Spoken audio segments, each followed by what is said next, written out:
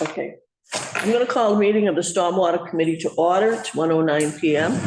This is a meeting, monthly meeting of the Dayton Stormwater Committee, Wednesday, April 17th. Upper Town Hall Meeting Room, Old Town Hall Meeting Room. This is a public meeting being video and audio recorded for posting on YouTube. And this is also a Zoom meeting, and I can see people have zoomed in on this.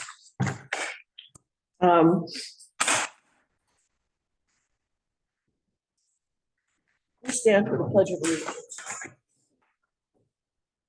I pledge allegiance to the flag of the United States of America, to the republic for which it stands, one nation, under God, indivisible, with liberty and justice for all. Thank you.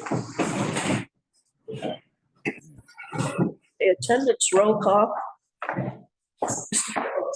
David Phillips here. Lisa Caledonia here. Tom Ferry here. Nancy Goulart here, so we have a quorum.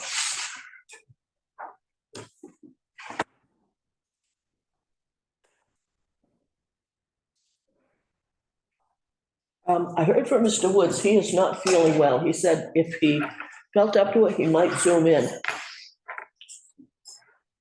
Agenda item 4A. I got an email from Mr. Hafez shortly before I left home. And he is planning to attend the meeting, but he's going to be late. And so I told him that we would take him when he arrives. So I need a motion to take agenda item 4B out of order. This is Weston and Sampson Engineering Project, MACS, which is the Arujo Solar Farms. So moved. I have a motion. Is there a second? Second. Oh, sorry. Any discussion? Hearing none, all in favor? Aye. Aye.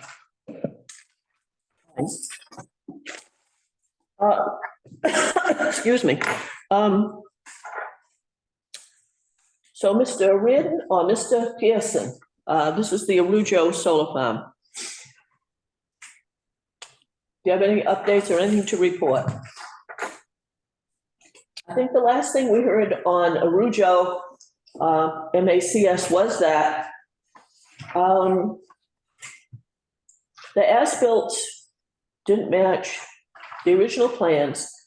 And we heard from Mr. Warren, Pete Warren, that he had a question about the dates of the plans. I haven't heard anything since. I did find some plans and gave them to Mr. Reardon January of 23. So, and there was also a very thick, I'll call it a log book of stormwater calculations, which I gave to him. So that's where we are. So do you have anything to report? Nothing new to report. We've been holding off pending receipt of new materials from the applicant. And so that's about where we stand on that. Do you agree, James? Yeah, it was my understanding that there was a newer as-built that was forthcoming based on some emails from the applicant. So it seems that we're waiting for that. We don't currently have anything in our current scope of work about doing any additional review at this point. The only thing that we had remaining in our scope of work was to do a site visit. We do understand that based on the comments that we made in our review letter, that may require some additional review. So if that is something that the Stormwater Committee desires for us to do at some point, then we can have that discussion when that time is appropriate. Okay. Any committee members have any questions or any comments? Anything? Okay. The next excuse me, agenda item, review, discuss act 0 Elm Street status. Mr. Moore? Good afternoon. Yeah. Tom Morris with Zenith Consulting Engineers. So to sum up where we stand, we've been in front of Conservation and Planning. Both have been approved. And last night, we went to Board of Health and had the variance approved for the open basin. So at this point, we kind of just need to know where we stand in terms of any additional permitting that may be required. I'm not sure if there is any.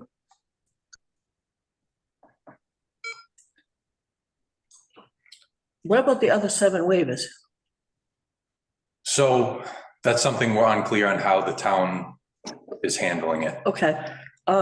Just because, so from my understanding, just reading the regulations, it was Board of Health was to grant just the open basin. And then all the other waiver requests are underneath the subdivision regs, which are pointed to by the site plan regs for planning board. So it was my understanding that planning board would have jurisdiction over the rest of the waivers. Whether or not that's true, I'm not sure. No, that's not true. That's why I suggested that we have a joint meeting. As far as the open basin goes, I know that the regs required that, but we haven't done that literally since I've been on the Stormwater Committee, because as part of our IDDE plan, underground basin can't be inspected. So you can't detect illicit discharges. So although it's still on the books, it's something that's going to have to be revised because. It's kind of an outdated. Yeah. That will be part of what Weston and Sampson looks at when they help us with revising the regs and the bylaw. So what I was looking for and what I had asked you and Mr. Ziegler for were a chance to look at the plans.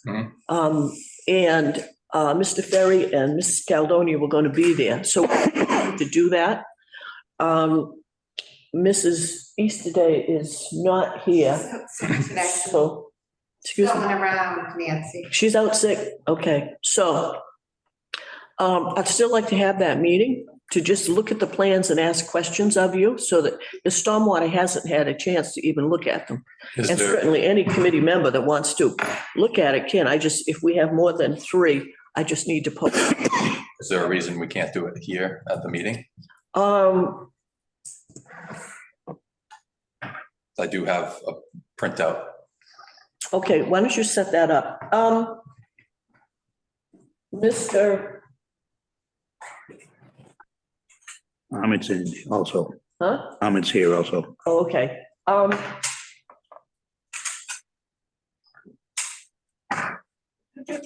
Yeah, now I see him. That's twice. Okay. So, Mr. Reed or Mr. Pearson, do you wish to make any comment on the waivers? Did you get them in writing? At the last meeting, that's what was talked about. So, Yeah. Go ahead, James.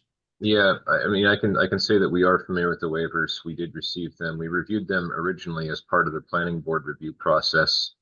The waivers that we're aware of are the same as they were with the planning board. And at the time that we did the planning board review, we took no exception and had no objection to the waivers that they were requesting. Mr. Reed, do you have anything? I think Mr. Pearson summed it up very Okay. nicely. And as you mentioned, we have not received anything formally to review for the Stormwater Committee for this particular project. So that's been on hold pending that.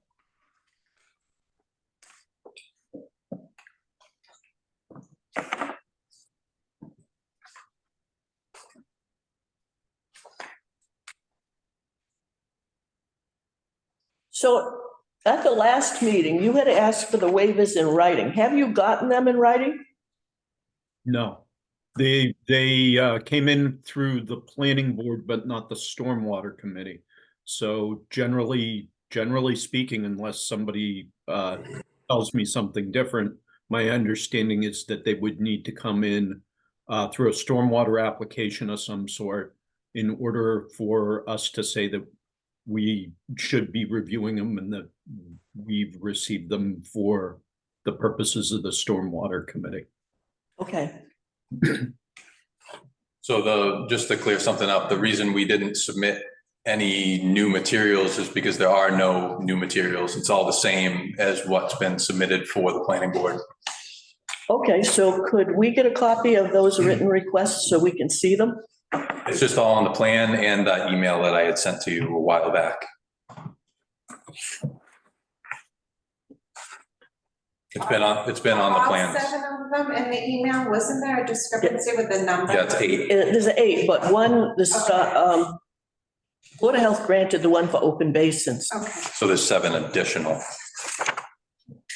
But all of those have been on the plan since day one of submitting with conservation and is it planning. the top sheet or? Yes. Yeah. Yeah. Okay, do you have that? I do, and I have a printout of the email too. Okay.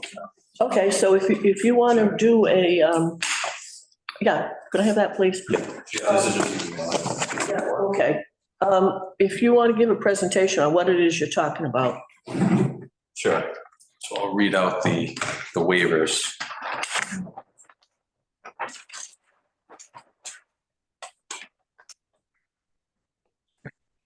So the first one just being the open stormwater basin. And then the next 5 or 6 have to do with the construction of the basin, specifications that they say in the subdivision regulations. One being that it must drain dry.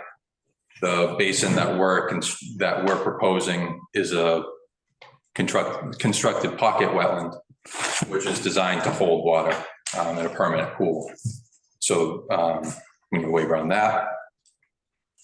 Depth of greater than 3 feet within the basin.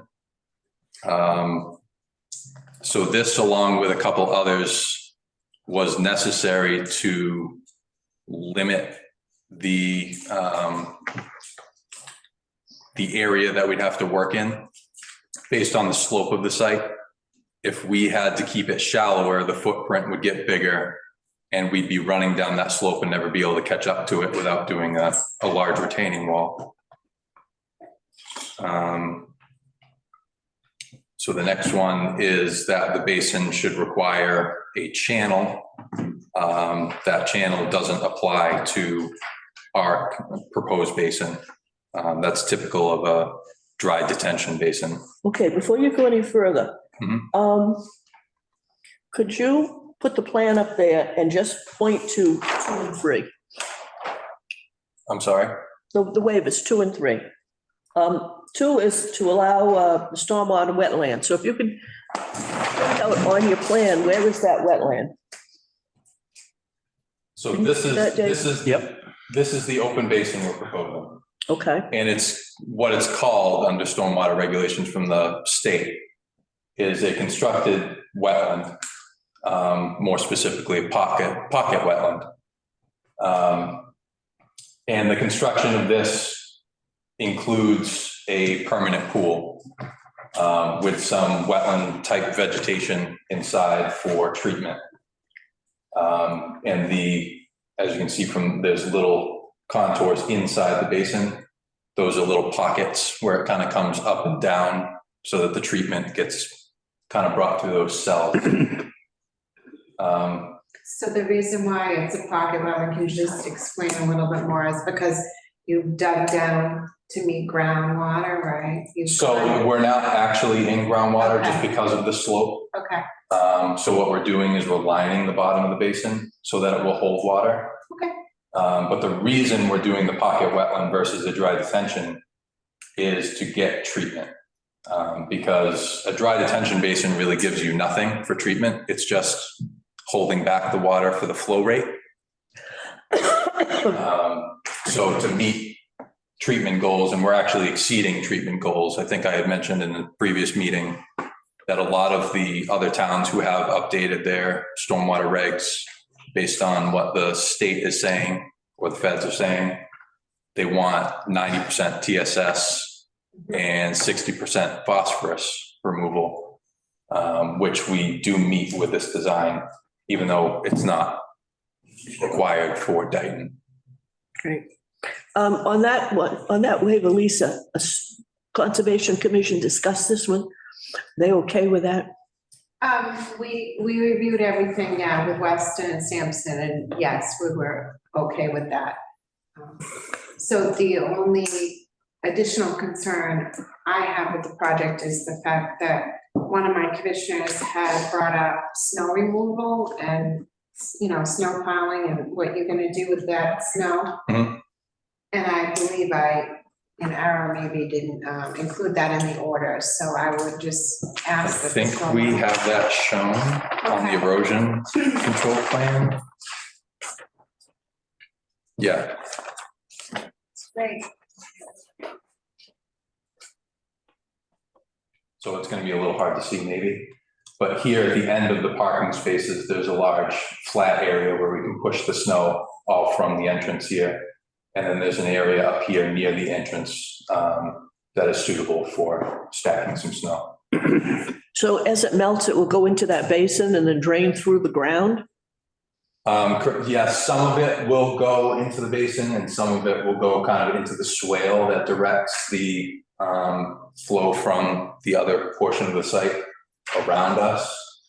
So some of it will go into the basin, some of it might go into the swale and go down the slope. Okay, so as I'm looking at that, Elm Street is on the left. Yep, this is Elm Street. Right. And the slope goes down as we Right. go up the page. Right, right. So that swale will catch the water coming down the hill. Yep, and direct it around the site, coming onto the pavement and creating flooding issues on the Okay. site. All right, number 3, depth greater than 3 feet. Could you go back to the first page there? Yep. Okay, is the whole basin going to be more than 3 feet? So the basin. Or is it goes that from- little round thing that I can see? So it goes from 48 and then our permanent pool is at 44. So it's 4 feet deep to the permanent pool and then an additional 2 feet deep underneath the water.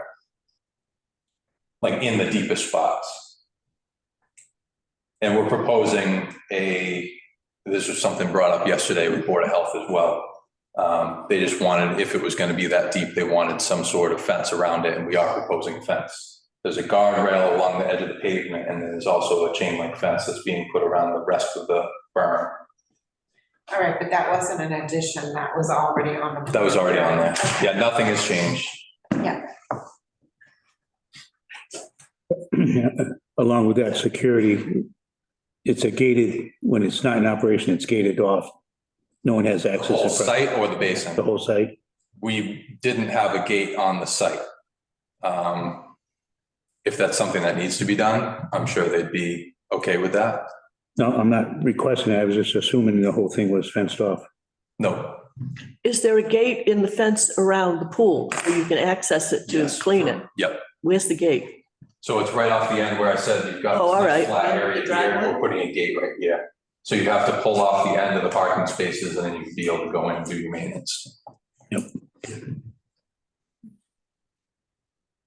Okay. Just to follow up on what Mr. Ferry said, we're not requiring it, but I would strongly urge you to have a gate at your driveway, because if you notice your neighbor a little bit to the north, the pond, and you look at the pump house, we have problems there with kids in the summertime. But in addition to them jumping in and the police happen to kick them out, there's graffiti that turns up there. Mhm. And what's that building made out of? It's just gonna be a metal building. Yeah, so my concern is graffiti, which is not stormwater, but because Just a general concern. it's appeared on the house, I call it the pump house, the gatehouse, whatever that thing is, right at the spillway of the dam. Mhm. Kids with paint get attracted, so, just Yeah. to follow up on what Tom said. Okay, item 4, open basin without required channel. So this doesn't apply to what we're talking about here? Correct. So that applies to a dry detention basin where you just have the All right. water channeling through. Okay, And then it's the same thing for the next one with a sloped bottom. Because you just want it to flow through that detention basin. This, you really want it to come in and just level out in that permanent pool. Right. There's no slope to it. okay. 3-to-1 slopes. So what are the slopes? Is that big basin you just showed us? Yeah, so that's these slopes here on the inside and the outside of the basin, I believe everywhere is 3-to-1. So the regulation states that it needs to be 5-to-1, which I think there's one other town that requires that too. But 3-to-1 is typical from the state and most other towns. And it's safe for walking. You can mow the grass on it. Okay. Roughly, what's the widest dimension and the longest dimension of that basin? It's kind of hard to say just because in Yeah, but if you were to what? this, No, move your thumb to the far corner there. No, this, now go all the way across, straight All the way across. across, Yeah, yeah. roughly. I mean, this is a 20 scale. That's probably about 100, maybe 120. Okay, then if you measure All the way from across. the top to down towards the end of the driveway. That's about the same, that dimension. Okay, thank you. Number 7, underground chambers without pretreatment roof runoff. So we're providing recharge to meet the state stormwater standard for recharge for the roof area. And that's going underneath the pavement. So So the roof drains will go right into the ground near the we'll buildings? go right into the chambers that will infiltrate into the ground, yeah. Okay, So we're not providing pretreatment there because it's not required by the state regulations. Roof runoff is considered clean. yeah. And number 8, allow drain pipes to be installed with less than 3 feet of cover. Yeah, so that typically, most towns have that regulation, and it points to the construction with reinforced concrete pipe. And what we're proposing is the corrugated HDPE plastic pipe. And ADS, the manufacturer, states that a 12-inch pipe, which is what we're using, only requires a foot of cover to be H20 loading underneath the pavement. So, I mean, I think we're providing, it's at least 1.5 feet, might be closer to like 1.7 feet of cover on all the pipes. So we're above that manufacturer requirement. Okay, all right, so number 1 has already been approved by the Board of Health, so we don't have to act on that one. Does anyone have any questions about the plans or anything you've heard so far? Questions? No. No, Mr. Reardon or Mr. Pearson, any comments, questions, or anything? Not for me, James, you? No. Thank you. Okay, so the number 2, allow proposed constructed stormwater wetland to have a permanent pool. So this has already been approved as, if you will, under Concom regs. So the Stormwater Committee needs to take a vote on whether or not it's going to agree with this waiver, because the Concom can't technically waive this. So is there a motion? So moved. The motion is to grant a waiver on number 2, which is the proposed constructed stormwater wetland to have a permanent pool. So we have a motion. Is there a second? Second. Discussion. Hearing none, all in favor? Aye. Aye. Mr. Ferry? Aye. Votes unanimous. So that one's taken care of. To allow depth greater than 3 feet in the proposed stormwater basin. And as he described, it's a sloped, excuse me, basin. Then it will be 4 to, what was the deepest one? 6.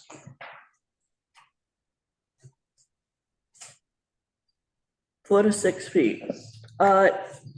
Is there a motion on, to grant this waiver? Motion. We have a motion. Is there a second? Second. We have a second. Any discussion, comments, anything? Discussion. Yes, I just want to make everyone aware at last night's Board of Health meeting, if there's more than 24 inches of standing water, then a fence will be required. And I believe there is a proposed fence around. Yeah, I mentioned that too. Right, okay. Speaking of the fence, Mhm. this is not a stormwater requirement, but obviously you said you're gonna do it. Would you consider a 6-foot fence? I'd have to ask the owner. All right, again, my concerns are, I don't want to make the neighborhood sound bad. My concerns are young, not little kids, I understand. okay? Yeah. But might be worth thinking about, Sure. okay? We have a motion and a second to allow a depth greater than 3 feet in the proposed stormwater basin. Hearing nothing else, all in favor? Aye. I, Aye. That one's unanimous. Okay, item number 4. To allow an open basin without the required channel doesn't apply, so that's a simple waiver. And let's go on to 5. Allow open basin without required sloped bottom. So just for the purposes of, since they're on the list and acting on them, is there a motion to waive, to allow an open basin without required channel and allow an open basin without required slope bottom? It's kind of a moot point, except they're on the list, so I think we ought to do something with them. So is there a motion to allow these two? That's items 4 and 5. Motion to allow 4 and 5. second, Okay, we have motion second. Heather, when you get ready to write these will be together, and take the wording that's on here indicating that it's not required. All right, but I don't want anyone to look at this and say, well, you never acted on these two. Okay. Okay, Mr. Pearson or Mr. Reardon, you have anything? No, I don't have anything. James, do you? No. Okay, we have a motion and a second, all in favor. Aye. I, Mr. Aguirre? Aye. Okay, and it's Nancy Goulart's and I, so that's a unanimous one. Item number 6. To allow 3-to-1 slopes inside the stormwater basin rather than a 5-to-1. When I mentioned this a month ago, you talked about the additional area that would be required on a 5-to-1. And that, let me just find it in the minutes here.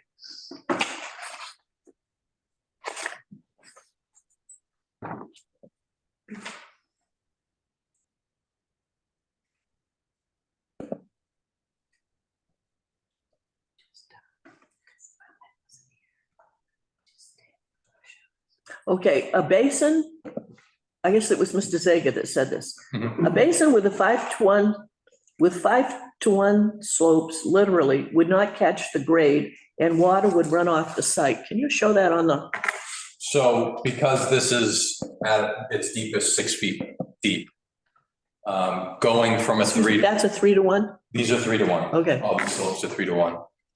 If we were to go from 3-to-1 to 5-to-1, that's a 12-foot difference on each side of the berm. So for comparison, this is 24 feet wide, this aisle right here. Yeah.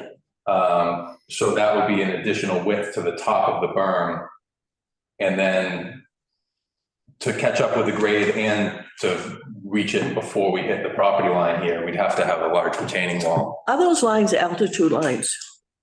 I'm sorry? Are they altitude lines, like when you show height? No, this thing is sloping Mhm. to the north, correct? Sloping down to the north, yeah. Yeah, I mean, Yeah, the grade goes south, but the whole thing is sloping to the north. I'm looking at your arrow there. yes.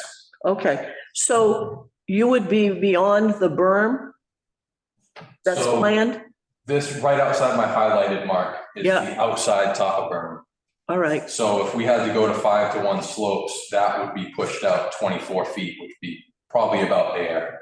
And then this outside slope would have to start there, which would cross over the property line. And even if it didn't, even if we ignored that, it drops down so quickly here mhm. that we'd probably never catch up with that slope, with a 3-to-1 slope, unless we put a retaining wall in. Oh, okay. So my question about the lines are, when I say altitude, they indicate slope. Yeah, the From the elevation. basin up. Yeah. Yeah, okay, all right. Yeah, so each one of these lines is 1 foot in elevation change. Okay. So I need a motion on item number 6 to waive the 5-to-1 requirement and allow the 3-to-1 slopes to be approved within the excuse me, stormwater basin. So moved. We have a motion and a second. Any discussion? Mr. Ritton, Mr. Pearson. No further discussion from me. James, from you? No, none for me. I want to suggest an amendment to this motion. We have never done this before. The difference in slopes is really important for safety. This is a unique situation. So I would like wording in this motion that says that this waiver is granted for this project only and does not constitute setting up a precedent or setting up a practice. Simply because this is really a unique project because of the slope. I don't want somebody coming in with another project that has more land or something else that automatically says you granted a 3-to-1 for them. You got to give it to us. Mrs. Chairwoman, does it make sense to say the motion was made due to extenuating circumstances on this project site specifically? I specifically want to establish, we're not establishing the precedent in granting this waiver or a practice. Extenuating is open to interpretation. I don't want to do that. Site constraints, Excuse me? we could say due to site constraints. No, No? Okay. because my project, I'm gonna have site restraints. When Mr. Ferry comes in and asks us for this. So whomever made the motion, are you willing to add that to it? So we can move this. I'm trying to write some language that would Yeah, make sense.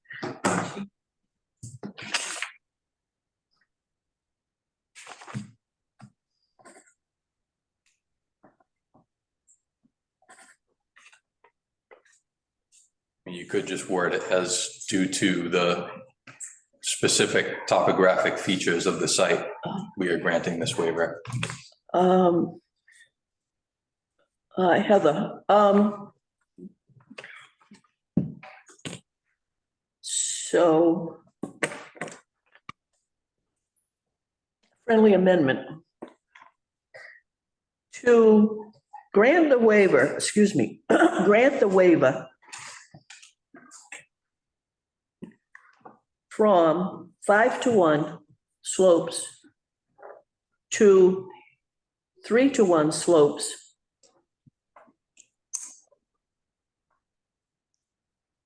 inside the stormwater basin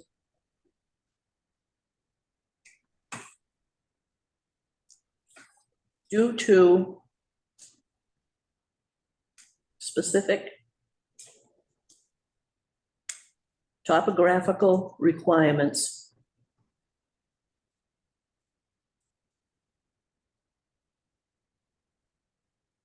and not to establish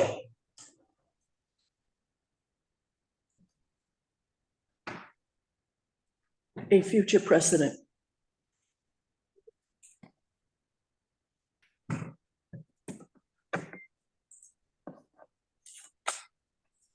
So who made the motion? I did, All right. Does that friendly amendment work for you, or do you want to add anything? that works as a friendly amendment, yes. Does that need to be second also? No, because I haven't called a vote, we're in discussion. Okay, If I wanted to amend the whole thing, yeah, we'd start over, but a friendly amendment. In second. allows you to add language. Okay, Okay. oh, we can do an amendment. It's just that I'm trying to give Heather the information she needs to write this motion. Nope, that's fine. Okay, so we have a friendly amendment proposed. Is there a second to this friendly amendment? If not, we'll start. over. Second. It's all right with you? Yep. Discussion? Mr. Reardon, Mr. Pearson, any comments on the friendly amendment? No No. comments from me on the friendly amendment. Okay. Would you read it back just for the record, please? To grant the waiver from 5-to-1 slopes to 3-to-1 slopes. Excuse me, you can speak up. To grant the waiver from 5-to-1 slopes to 3-to-1 slopes inside the stormwater basin due to specific topographical requirements and not to establish a future precedent. Okay, that's the motion as it currently stands. Any discussion? Hearing none, I'll call the vote. All in favor? Aye. Aye. Vote unanimous. Number 7. Okay, you've already explained this one. This is the roof drains. So I need a motion to grant the waiver to allow underground chambers without pre-treatment, and in parentheses, roof runoff. So we know exactly what it is that's being approved here. So is there a motion?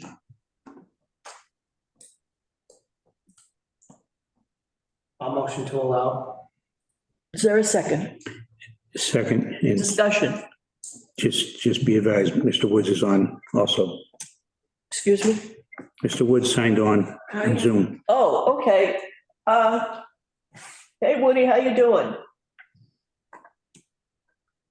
Feeling under the weather, but I'm Yeah, alive. you sound like it. We're working on the waivers. Roughly what time did you sign on, Woody, so we can put it in the minutes? It just signed on like 2 minutes ago. Okay, all right. So, there's a motion on the floor. Excuse me. To waive underground chambers without pre-treatment, roof runoff, to waive this clause. Do you have any comments on it? No, ma'am. Okay, hearing none, all in favor? Aye. Aye. Aye. Aye, vote unanimous. And number 8. This is the one to waive the requirement of drain pipes to be installed with less than 3 feet of cover. Is there a motion to grant this waiver? Motion to grant this waiver. We have a motion and a second. Any discussion, questions, whatever, comments? Mr. Woods? I'm good. Okay, Mr. Pearson and Mr. Reardon. No comments. Okay, I'll call the vote. All in favor? Aye. Aye. I got 2 ayes so far. Aye, sorry. 4. Aye. All right, vote unanimous. So you're all set. Okay. I have something for you. I've been in touch with the EPA. That. Just information. I'm going to print up a whole bunch of these and leave them around, so the committee will have them. NIPD's permit? Huh? Is this the NIPD's permit? These are basically the guidelines on who needs a construction site permit. Mhm. The thing is with this, as you found, the federal regulations are much broader than local regulations. Right. Okay? So what we waived really relates to the town of Dayton. They gave me this because there have been situations that have arisen in the past. Where somebody says, I don't need a stormwater permit. And I figure rather than just arguing it, it's here. The important thing I think in this is that their construction regs is an acre or more. And I know a number of communities use an acre or more. I don't know when we revise ours, we're at 35,000 square feet. So there has been talk about making that smaller, and there's been talk about making it bigger. But anyhow, that's basically what this is. Okay, just informational stuff. Yep. Okay, thank you. All right, thank you very much. Thank you.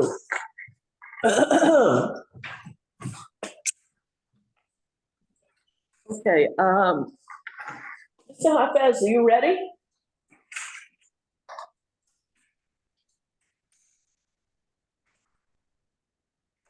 And Nick is there also. Hey, guys, I'm here. Hi there. Happened to, He's on twice. There he is. oh, hi, Ahmed. Can you hear us? Yes, I can. Yeah. Okay, so we're now back on agenda item 4A, Street Solar. So, I received an email with plans and all that attached.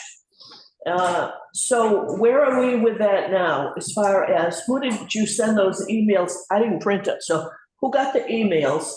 And what's the status of having the new plans reviewed?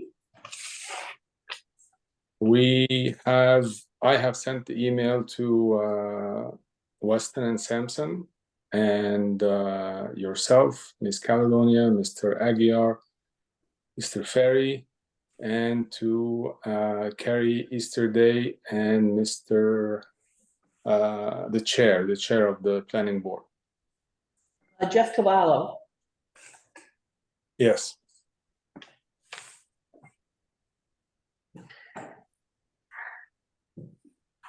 Nick, what, is there anything new in these plans, or have changes been made because of the results of the testing?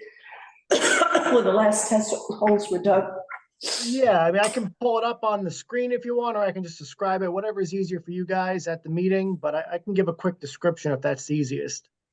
Try doing it on the screen. If we can't see it, we'll just tell you to wing it. I need to be enabled. Oh, does anybody know how to do that? Does that do it? No, not yet.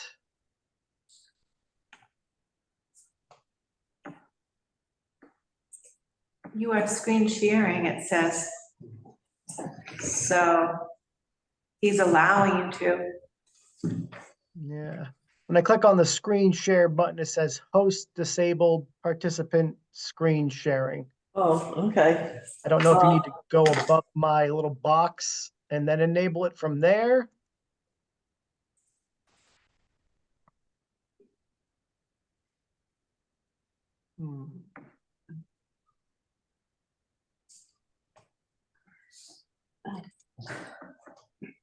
X out of that other box, Tom.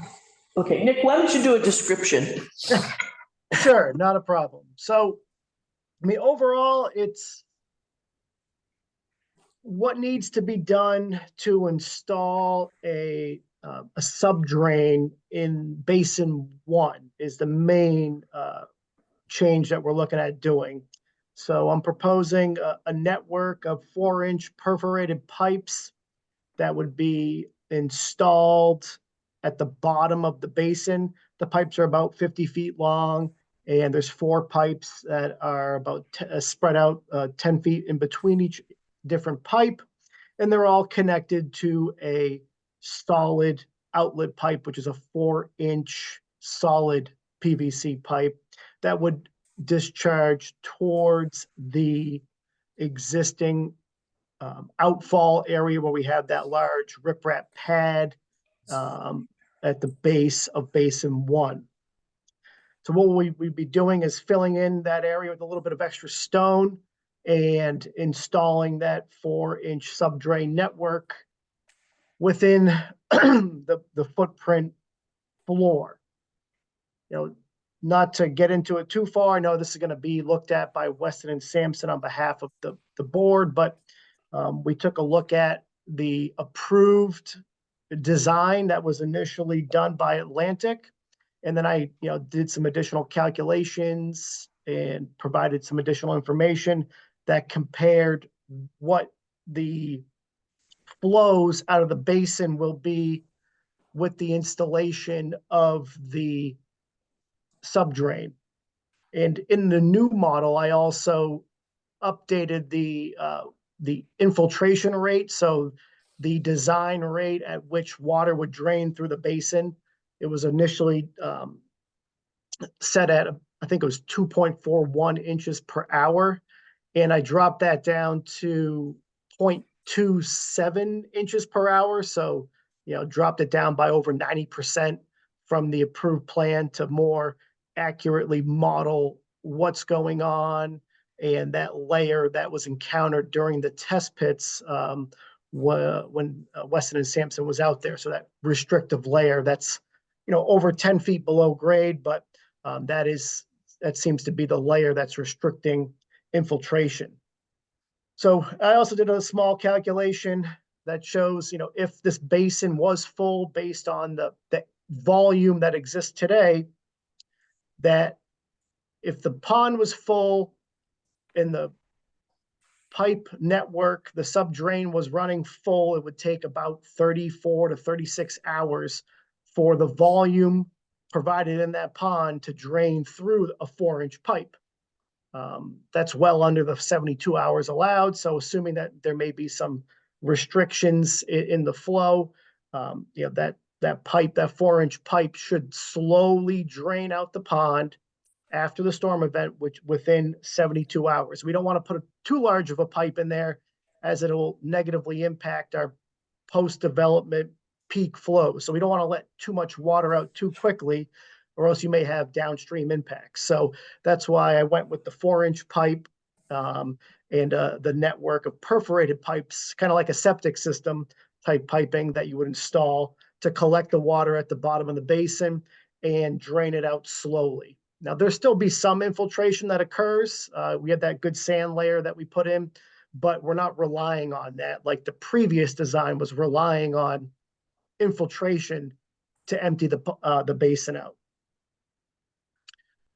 So that's the modification that we're requesting for Basin 1. For Basin 3, it's a little bit more simple.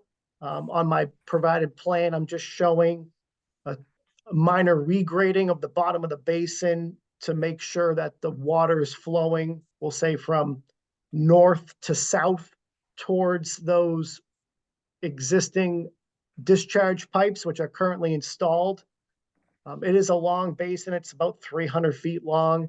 And the low point, which the way it was graded, is located on the other side of the existing outlet pipes. So by changing the floor grading and putting that low point near the existing discharge pipes, that basin should start to function better and drain out quickly during and after a storm event. So the goal is to get all the water from, we'll call it the north side over to the south side where the pipes are, so that water can be discharged appropriately. So other than that, those are the major, I don't even call them major, but the changes we're proposing to address this long-standing issue. Pretty confident that by implementing these measures, we'll be able to rectify the ponding which is occurring in Basin 1 and the ponding that is also occurring on the north side of Basin 3. I also provided a detailed letter with all this information in it. You guys can read that at your leisure. It does include a table comparing the approved design flows and volumes compared to where we will be after we make these minor modifications to the to the basins as we have today. Overall, the flows will be mitigated accordingly as required by state standards and your local wetland stormwater bylaws. There will be a minor increase of the flow leaving the basins in all the storm events, about a 0.1 acre feet on average. Now that's because the original basin was designed to fully infiltrate. So all that water was going into the ground. Now we are letting it go into the ground, and we're also slowly releasing it from the basin through that 4-inch pipe. So there is a minor increase in flow, but the peak, in volume, but the peak flows are still managed and maintained as required by your local bylaws. Okay, Mr. Pearson or Mr. Reardon, I know you haven't had time to review all this stuff. Is this latest request for review covered in the proposal that you originally submitted? No, this would be a new scope, and so given that, if you would like us to review it, we would put together a proposal amendment and an updated budget for you. Okay, I will send an email to Mike Mullen, the town administrator, indicating that the new plan has been drawn and that there's going to need to be additional review of the new plan, not only for stormwater, but for the town in general, any department that has to look at this. Nick, is there any, with that basin number 3, that we call number 2 because there's only 2 in total, any of the work that you've designed in the new plan or solution to that problem, will it affect anything in the conservation area?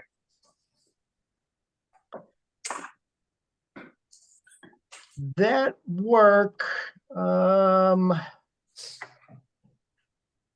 with that some of the work for regrading that basin would fall within the 100-foot buffer zone, but it's within the area which is currently permitted under the existing order of conditions. So we're not making the disturbance footprint larger than what it currently is.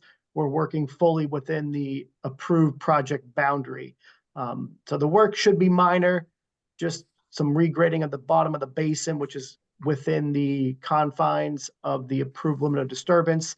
And then we'll be doing some work with the outlet pipes, just updating and modifying the elevations, because we'll drop those pipes to the new basin floor that's going to be established once we lower the floor grade near those pipes to make sure that basin drains towards those outlets. But no, there's no new disturbance which would require additional permitting through conservation, but I'll let Lisa take a look at it and let us know if she thinks that we need to come in for a modification. Go ahead, Lisa. So now, Ahmed, you already have a revision with us that's pending. So due to the fact that the commission had tabled that because no one was present, so we tabled it to a date uncertain, which means you have to re-notify abutters and a new legal notice needs to be placed. So can you just include it all in one if you're still planning to do that additional tree work? Okay, we might not be planning to do the additional tree work. So does this need to go back to conservation if it's within the approved limit of disturbance? So Nick, can you send me a letter that basically says exactly what the changes are as they pertain to the Wetlands Protection Act? And kind of reiterate what you just said to the Stormwater Committee. And I will talk to my chairman and we'll let you know if it needs to come back or if it could just be captured through the as-built process. Does that make sense? Thanks. Will do. Does, keeping in mind that, obviously these plans have got to be reviewed by, others in town. Nick, are you planning to attend a planning board meeting to make a presentation or to discuss the plans or anything like that? Well, I believe, this would be the first step in just getting this plan to the Stormwater Committee. And then we were going to submit a letter, a formal request to the building commissioner for review and determination if this, crosses that threshold for a major modification that would need to go before the planning board, or is this something that is considered a construction change or minor modification that would not require notice to the planning board? So we'll go ahead and get that formally submitted, and I'm sure Mr. Aguirre will provide us a formal determination. And if the determination details that we are required to go back to modify the special permit, then we'll make the required filing. Okay, in the meantime, I will send an email request to Mike Mullen, advising him that there are additional costs involved with the review by Weston Sampson of the new plans, so they can make recommendations. And I will ask that he get in touch with Weston and Sampson to put together a proposal so it can be sent to Mr. Hafez regarding additional costs. Does anyone on the committee have any questions or comments? Obviously, we're going to be discussing this again. But I personally don't have anything about the basins at this point because of our engineers are going to have to review them, assuming we get this funded. So anyone else have any questions about this project? This is just a minute. Anybody on screen? Woody, do you have any questions? No, I don't. Thank you. Okay, Mrs. Beausoleil, if you would like to come up. Maureen Beausoleil, 1680 Pine Street. Where is the water supposed to be going? It looks like what I just saw on a picture was that the water is going to be draining. If you're looking at the solar field from the road, it's draining on the right side of where all those rocks are. Is that correct?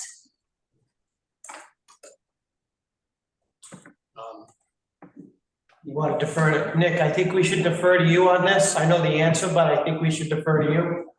Sure. No, I appreciate that. So yeah, the outlet pipe will be embedded in that stone riprap area. So, that does two things. It'll help prevent erosion at that outlet point.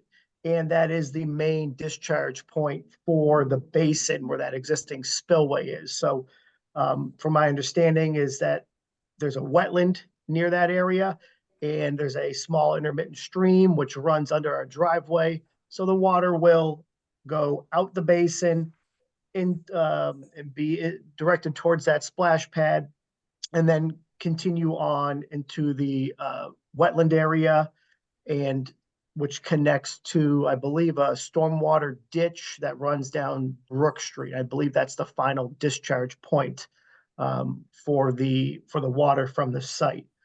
Though the overall analysis that was done by Atlantic and the existing conditions analysis showed that that's where all the surface runoff from this property went before it was cleared and developed. It all made its way down towards that northeasterly corner of the property, which is what created that wetland and is why you have that small intermittent stream right there where we had to install the little three-sided box culvert. So long answer, it's going to go in the northeast corner of the property and run where the water used to run before the site was developed. Okay, well, there was never quite a pond there. So that kind of water didn't run there. There were trees to drink up that water. And don't you think that if abutters need to be notified, that there should be more abutters because there's more water running down into abutters? I won't call them abutters, neighbors further down. One right now gets water right across their driveway. And I can't imagine what this is going to do if that pond, when it is there, goes all the way down. It doesn't seem like enough abutters are being notified, that it would affect people further down on Brook Street. Mr. So, Agia? yeah, so the letter that Nick referenced he was gonna send to me, I'm gonna then make a determination what type of modification this is. Either way, the planning board will weigh in, but whether it's minor or major is up to the planning board, or up to me, based on my findings in the plan and the original permitted project. So one way or another, there will be some public hearing. I just don't know at what depth it will be. So in one case, it'll be a posted public meeting. In another case, then abutters will be notified via certified mail. I just don't know which way that's gonna go yet. Okay. Same thing with conservation. Okay. I assume that, would an engineer be there when you're doing, from the town, when you're doing all this work? Yeah, our review engineer is on now. They'll be submitting a full report review on the plan. And they would be there to watch it all, to say that? You mean what site you've done? inspections? Yeah. Yeah, site inspections will be part of it, yes. Okay. And I assume you'd have to wait a while, depending on rain. Rain is the determination of whether this thing works. Well, I don't want to speak for the engineers, but they're gonna do their part in making sure that what Nick is proposing meets the requirements. Obviously, real world is the only way we see if it works. However, I'm not an engineer, but based on what I see, they're proposing as a fix. As long as the other standards of stormwater are met, it doesn't appear that this will fill up any longer the way it used to. Oh. It will have a mechanism to drain off. Remember my last analogy? I said it was like a bathtub. Mhm. Well, they're basically putting in a drain in the bathtub. Right. What was I just gonna say? The pipes are buried? The pipes are buried? Yes. Okay, so there wouldn't be, once it's, and you're saying it would empty within 36 hours, I believe? If it was Ideally, full? Yes, if the pipe's flowing full, it should, the 4-inch pipe at the slope we're proposing, given the known capacity of that pipe, should theoretically drain the basin within 34 to 36 hours. So that leaves a decent buffer of time for the basin to fully drain in that 72-hour period. Okay. All right, now that's kind of, oh, Lisa, I know that you had asked for some sort of something that they were supposed to do, checking, you asked last month.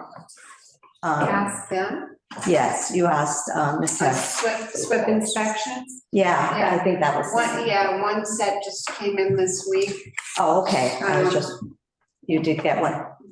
Okay, Thank you. thank you. Nick, I have one question. This is a carryover from last month's meeting. I'm looking at the minutes. Mhm. So there was discussion about the TSS, total suspended solids. So with this pipe that you're talking about now being smaller, which means the flow will be slower, will that also help clean the discharge? I don't know how else to describe it.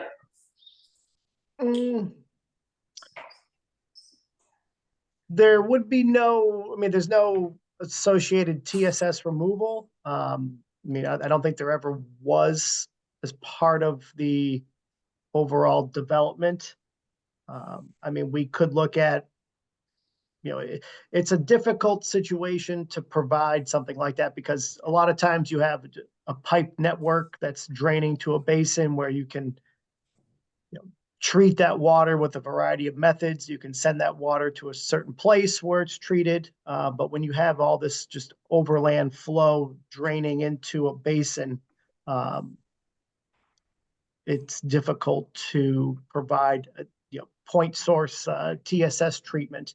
The idea, I think, with the original approval was that the site's going to be lawn area, vegetated, and that there be no required TSS removal treatment. I know there's been some discussion in the past where the site was not stabilized, where it wasn't seeded, and you were getting an excessive amount of sediment running off into the basin, causing issues.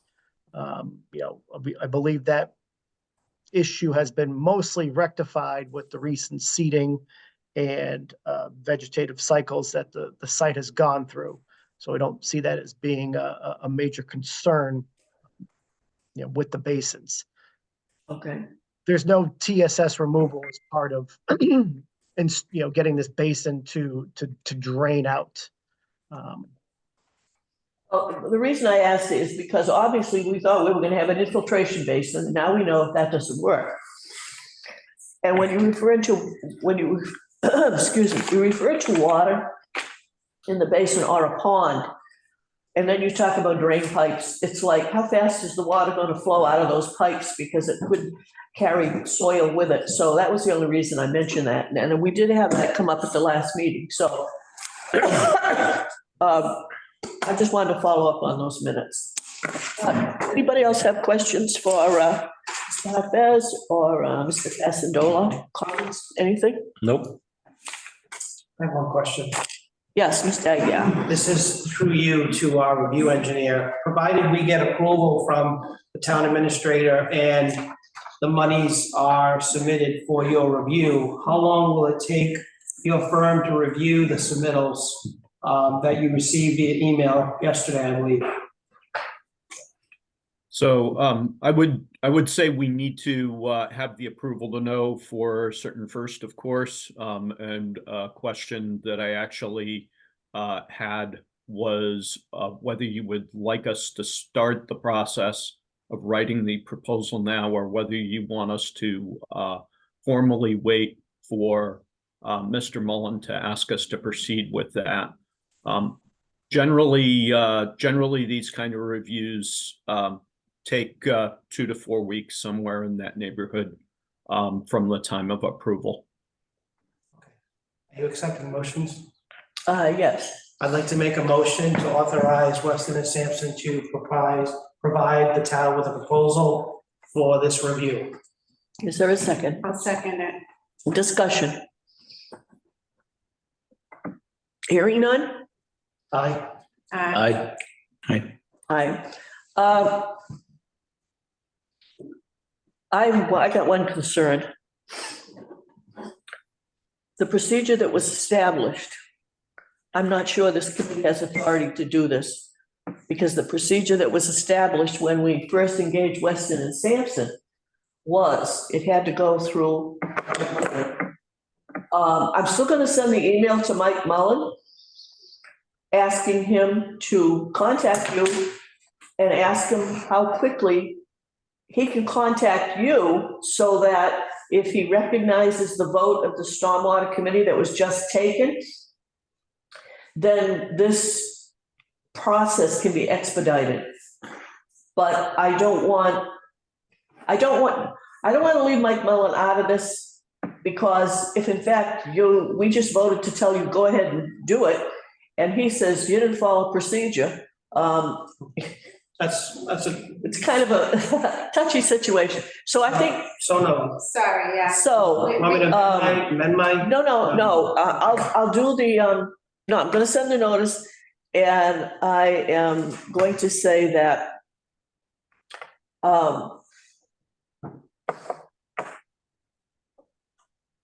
you know what? I can amend An it. amendment is in order.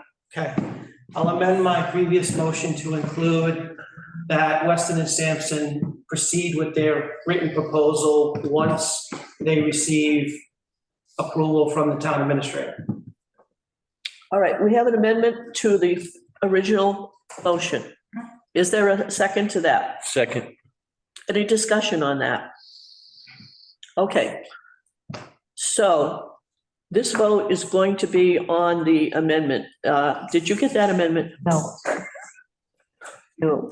Would you state it again, please? Sure. I stand with my original motion. However, I'd like to add the amendment as follows.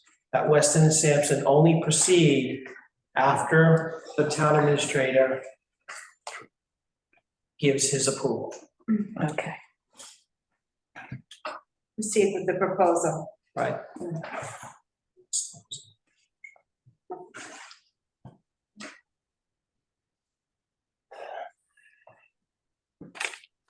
It's a good point, Madam Chairwoman. I can see them doing work and all of a sudden there's no money. Oops.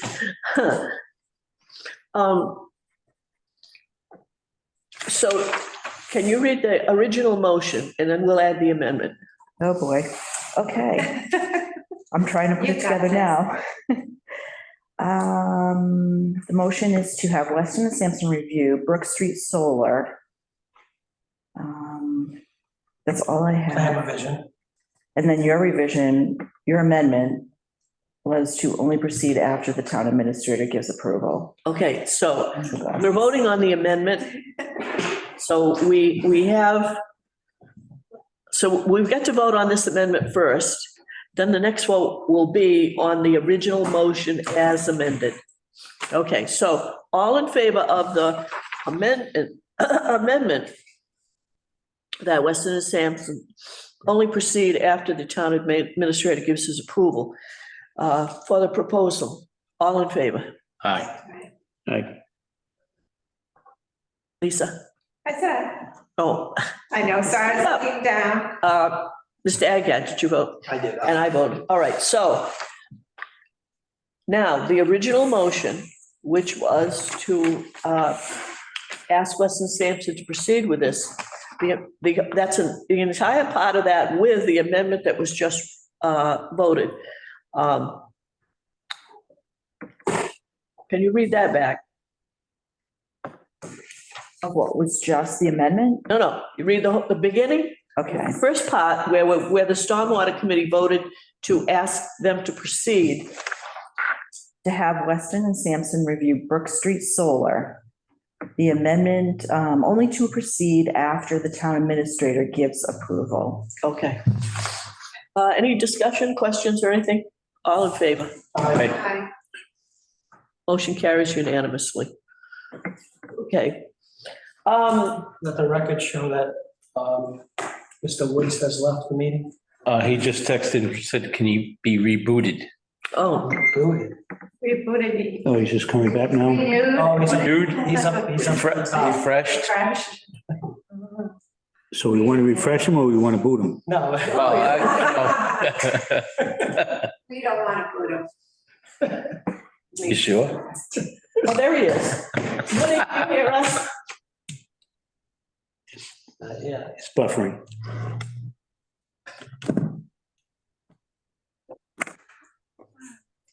Is he, Right, now he's in. Woody, can you hear us? I'm back.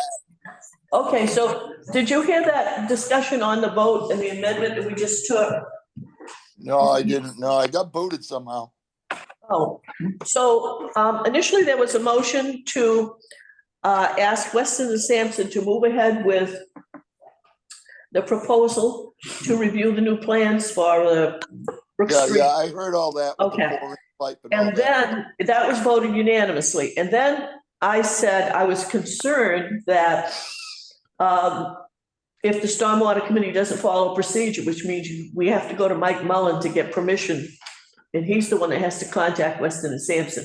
So the amendment was to proceed only, Weston and Sampson to proceed only with, after he gets the approval, they get the approval from Mike Mullen. So that was the amendment to the original vote.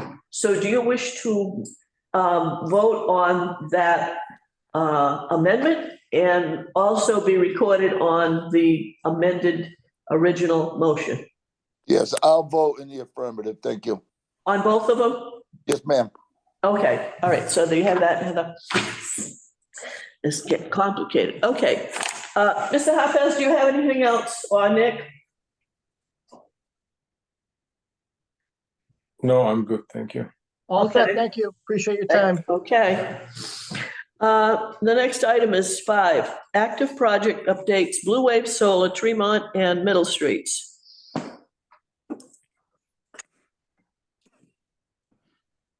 think Greg Morehouse is on. Hi, Greg. Yep, how's it going, everyone? All right, and Alexandra was there. Okay. Where are we with this project? Anything new happening? Yeah, we're pretty much wrapping up out there. Right now, we're kind of prepping the site for the final seeding, which we're planning to do either later this week or early next week. We're just waiting on the seed delivery and, just kind of doing some SWIP maintenance, minor cleanup here and there. One item note on there is we do have a crew available tomorrow to clean up the sediment by Sunken Brook. So I got to reach out to Mr. Tom Ferry about that to coordinate that, but that just kind of came through the pipeline about 20 minutes before this meeting started. I have a question. Yes, go ahead, Lisa. How will that be done? Is that gonna be done with shovels by hand? Yep, shovels and buckets, everything by hand. Great, thank you. No problem.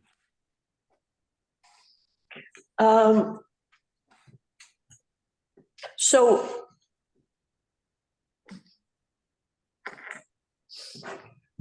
Mr. Reardon or Mr. Pearson, I guess it was Mr. Reardon, the emergency visit that was taken, has that report been compiled yet? I know you were waiting for information, I think, from the town administrator. Yep, so we have been asked to put that on hold pending identification, I guess, of an internal source of funding for that. And so we are still on hold with that aspect of the project. Okay. Yeah, and that might be on me. I talked to the administrator a couple weeks ago about getting the check out there for that cost. So I got to follow up with my accounting team to make sure that has been sent. Yeah, that sounds like it would probably take care of it. Yeah. So I think that's on me right there. So I apologize for that. I'll make sure that's sent out this week. Okay, does anyone have any questions for Blue Wave project, comments or whatever? Mr. Reardon or Mr. Pearson, the other part of the proposal for this solar farm, eventually we're going to have a site visit and I guess kind of a walk around or whatever. Does the report that you're waiting on, waiting so that you can release it or whatever, does that have to be released before the site visit or anything else? Or I'm just trying to figure out what's the next step for stormwater. So I would have to pull up the proposal that we put together to be certain of this, but I believe the way that's structured was we were asked to, as you know, go out there and do, I don't know, an urgent inspection, I'll call it. And so we completed that, and we knew that as part of that, we were also being asked to put together a report. And so that was included in the proposal also. I don't believe there was anything further in the proposal that we had sent at the time that we put that proposal together. I'll double check that while we're talking about this item, but I think that's where we left it. So it didn't include further meetings or further field visit. Okay, what I'm asking about is the proposal that I asked for originally was you were going to review everything and there was going to be a site visit, including stormwater committee members who wanted to go. And I'm only now talking about the original proposal. And what was going to come out of that was a statement, a written report or something to the Stormwater Committee indicating that the inspection's been done, the site visit's been done, so forth, so on. And the stormwater management plan that's out there is working properly so that we can vote to accept the report and then give a copy of that to the building commissioner so that he can take over what he's got to do. Yeah, so Madam Chairperson, I'm pulling up the scope of work now to remind myself of what's in there. And so this is, I'll just read it because it's only 2 paragraphs. Okay.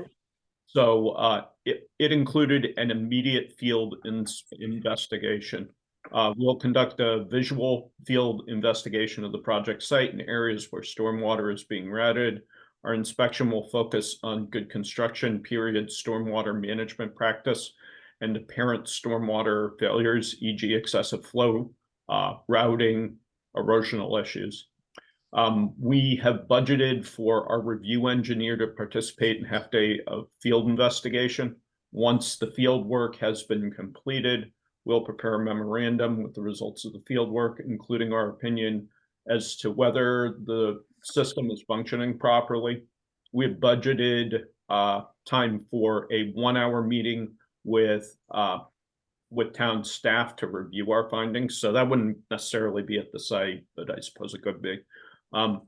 We have included time to present the findings of our field investigation memorandum at a meeting of the planning board and a meeting of the stormwater committee. There will be verbal presentations only, no PowerPoint presentation will be provided. We'll attend both meetings virtually. So that's what we have in there. Okay, other than let's say the emergency visit, the unscheduled visit, has there been a full site inspection by an engineer? They're not beyond that immediate field investigation. That's what we were asked to do. So the original proposal didn't include a visit from Weston and Sampson? No, it did. It included a half day of investigation, but that was just that immediate field investigation. I thought you were asking about some sort of additional investigation of the whole site or something. No. As I said, I knew that there was going to be an inspection or something. That hasn't been done yet? There was the immediate field investigation. So that was back in, I want to say it was January. Yeah, January. When you say immediate, are you talking about what I'm calling the emergency visit? Yeah. Okay, leave that out of this because that's got to be addressed separately. I'm only talking about the original request for services. My understanding was there would be a site visit, assuming the emergency visit never took place. Yeah. My understanding was there would be a site visit, and no, not an all-day thing, but whenever the site visit was going to occur, and having Weston and Sampson engineers or engineer on site, we would be notified ahead of time so that anyone in the stormwater committee that wanted to go out there and the planning board or Concom, if they were available, would go to the site and just kind of walk around ask questions. And then that site visit would be part of the final report you're putting together relative to the functioning of the stormwater management systems. I don't believe that was ever requested of us. Okay, I'll check with Mr. Mullen. It's Does anyone else have any? I'm sorry. It's possible that it was discussed at some point, and then since we were told to put it on hold, that's where it ended. Okay, put what on hold? The original proposal or the emergency visit report? Or everything? So the sort of sequence went like this. On a day in January, I received, you know, an urgent contact from the town administrator, Mike Mullen, to conduct a field investigation of the Blue Wave site. And, you know, we had a discussion about it and we said, okay, yep, we'll go ahead and do that. And then he said, please put together a proposal to cover the cost of that, and putting together a report and the couple of meetings that we discussed, the one with the planning board and the one with the stormwater committee. So we sent in that proposal. That proposal was approved, but then very shortly after that, we were asked to put further work on hold. So we had completed that emergency investigation. And frankly, we'd also written up the report, but we did not deliver it at that time because we were asked to hold off. So we didn't do anything further. And if there was further discussion of an additional field review out there, I'm sorry, I don't recall it. Okay, so as of right now, other than that report that's on hold, what's left in the original request for engineering services relative to the stormwater management system? In that emergency request, there is, let's see, the 1 hour meeting with staff to discuss the results. And then there are the 2 meetings, one with the planning board and one with the stormwater committee as a follow-up. Okay.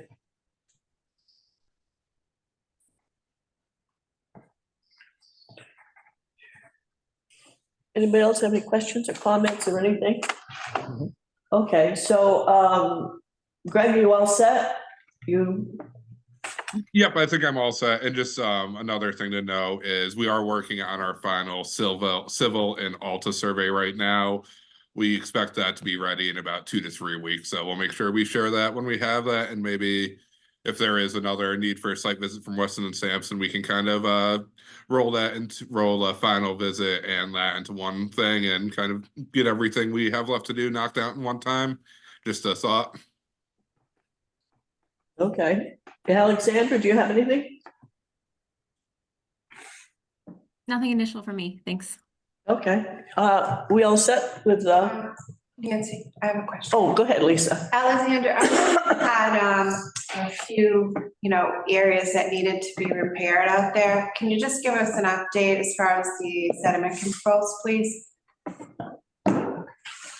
Yeah, of course. So I sent over the most recent report. We got it in just as this meeting was started, so that should be in your inbox to take a look at. But essentially, there's just one area that's kind of on the western corner of the site that we're having folks come out to tomorrow that should be able to take a look. They repaired all perimeter controls, but there's just a little bit of sediment buildup that needs to be cleared out. So the plan is to get them kind of in one swoop tomorrow to take care of that. Other than that, I believe the most recent report didn't have anything else called out, but I can double check to confirm. Right. So the real low area at the south end of the property has been all repaired and dredged out there. Greg, do you have an update on that? I would have to confirm. Let's look at pictures quickly. Yeah, so I can't confirm that it's completed at this very moment, but they are out on site today, tomorrow, and Friday to finish up all of these repairs, all the cleanup, kind of our final spring cleanup before we seed. So if it's not completely done right now, it will be done by the end of the week. All right, can you make sure that we see photos of all that at the beginning of next week, please?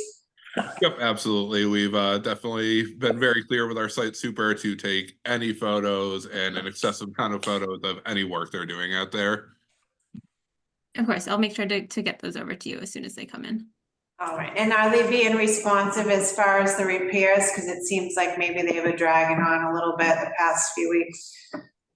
No, they are currently, we're kind of in a down, nothing really going on site period. And with all the water and the rain we've been having, it does make the repairs more difficult. But now that we have a nice, clean, dry week, they're out there and they're being very responsive.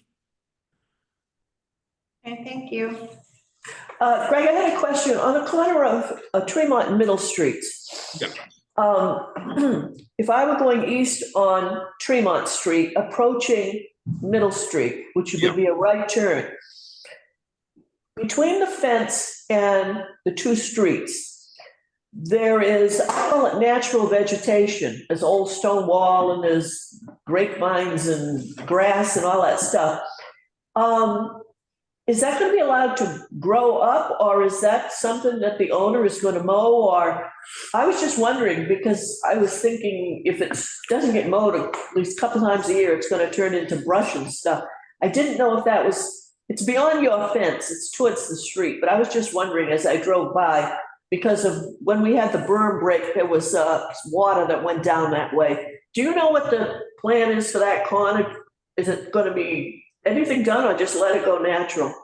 So I don't know exactly what the landowner is planned for that, but we did make sure he has access around our right to get back there with a mower. So what he plans to do with that, I'm not 100% sure, but I know a big point of the design in the initial design was to make sure he has access to all the areas outside of the fence. Yeah, okay, I wasn't sure if it was the landowner's, I know he owns it, but I didn't know if maintenance, who that fell to, but that's fine. Like I say, I was driving, I was curious. So anyhow, that's, I'm all set. Anybody else have anything on Tremont Street? Nope. Hearing none, I guess we're all set. All right, awesome. I appreciate everyone's time.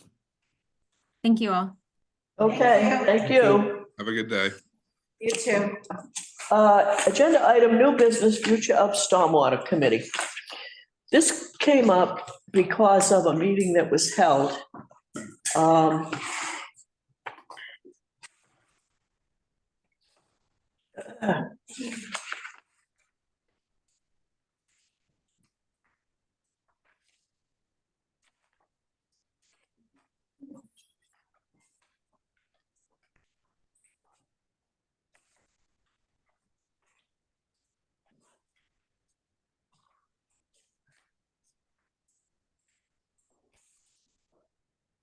Tuesday, April 9th, 6 to 7 p.m. The purpose of the meeting was the 6-month check-in on peer review process, meaning the services that have been provided by Weston and Sampson to date. And there was a selectman present, planning board, zoning board wasn't there, Concom, Stormwater, town administrator, so forth and so on. So after that meeting, Mr. Mullins said that the chairs that were there should forward the document, role of Stormwater Committee, Conservation Commission, and Planning Board in stormwater-related permitting. It's a draft dated March 5th. So that was sent out, and the other attachment was the Town of Dayton Stormwater Bylaw, Rules and Regs as of, excuse me, November 2nd, 2009, which is the last time they were revised. So the first document that was forwarded, role of Stormwater Committee, Conservation and Planning. Stormwater had nothing to do with this. We were not asked for input. So when I saw it at the meeting, obviously I questioned it. There are statements in here that are not factual, based on the latest federal regs, which don't involve post-construction runoff, which is the big bugaboo that we're waiting to deal with. So the other thing that happened was there was a violation of the open meeting law because there were 4 members of the Stormwater Committee present. When this meeting was set up, I specifically questioned who would be there, and we did not have a violation. However, when the meeting was called to order, there were 4 of us present, so we kind of got that hanging over our heads. the situation has become, it's become to the point that even though I've had reassurance from the Board of Selectmen repeatedly, there is no plan to disband the Stormwater Committee. I don't know how many times I have to ask that question. I don't know how many times I have to be reassured. One of the things I did do is, and these are for public dissemination, anybody that wants them, and I certainly have enough here for the committee. These are the EPA regs or outline of regs. This is what stormwater committees have to do. I asked that no one respond to me so we wouldn't have any more violations. I have not read any emails up until I just was ready to come here before the meeting. At that meeting on the April the 9th, Mr. Aguirre pointed out, expressed his opinion that this Stormwater Committee has not met its obligations and that we should be doing enforcement, meaning stormwater basin maintenance. And that permitting has become a problem. So I invited Mr. Aguirre to speak today about what his concerns are about stormwater. I have since received an email from Mr. Aguirre. Everyone should have gotten this email. That's critical of this committee and how we started out okay, and then we are now deviated from its intended role and purpose. I really think this is something that should have been brought to the Stormwater Committee months ago, years ago, whenever we started going astray. So anyhow, I really don't know what the plan is for the Stormwater Committee. I can tell you the chairman of the Board of Health spoke to me, and he said the selectman had spoken to him and said what was his feelings about the Board of Selectmen taking responsibility for the Stormwater Committee. In other words, taking it away from the Board of Health. He said to me, doesn't matter to me. What do you think? I said, it's fine with me. I don't know where it's going. I haven't heard any more. All I know is Mr. Pacheco was not opposed to having stormwater go under the Board of Selectmen as a temporary measure until we get all these bylaws and rules and regulations straightened out. But, so we're here today. You've all seen the paperwork. I think you were all copied on the email. So I wanted to give Mr. Aguirre an opportunity to address the concerns.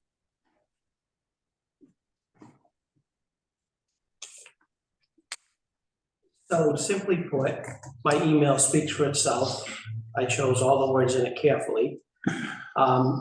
We have deviated, I think, from the intended purpose, which has been said repeatedly on numerous occasions, that we are here and charged with the ongoing maintenance of existing stormwater infrastructure.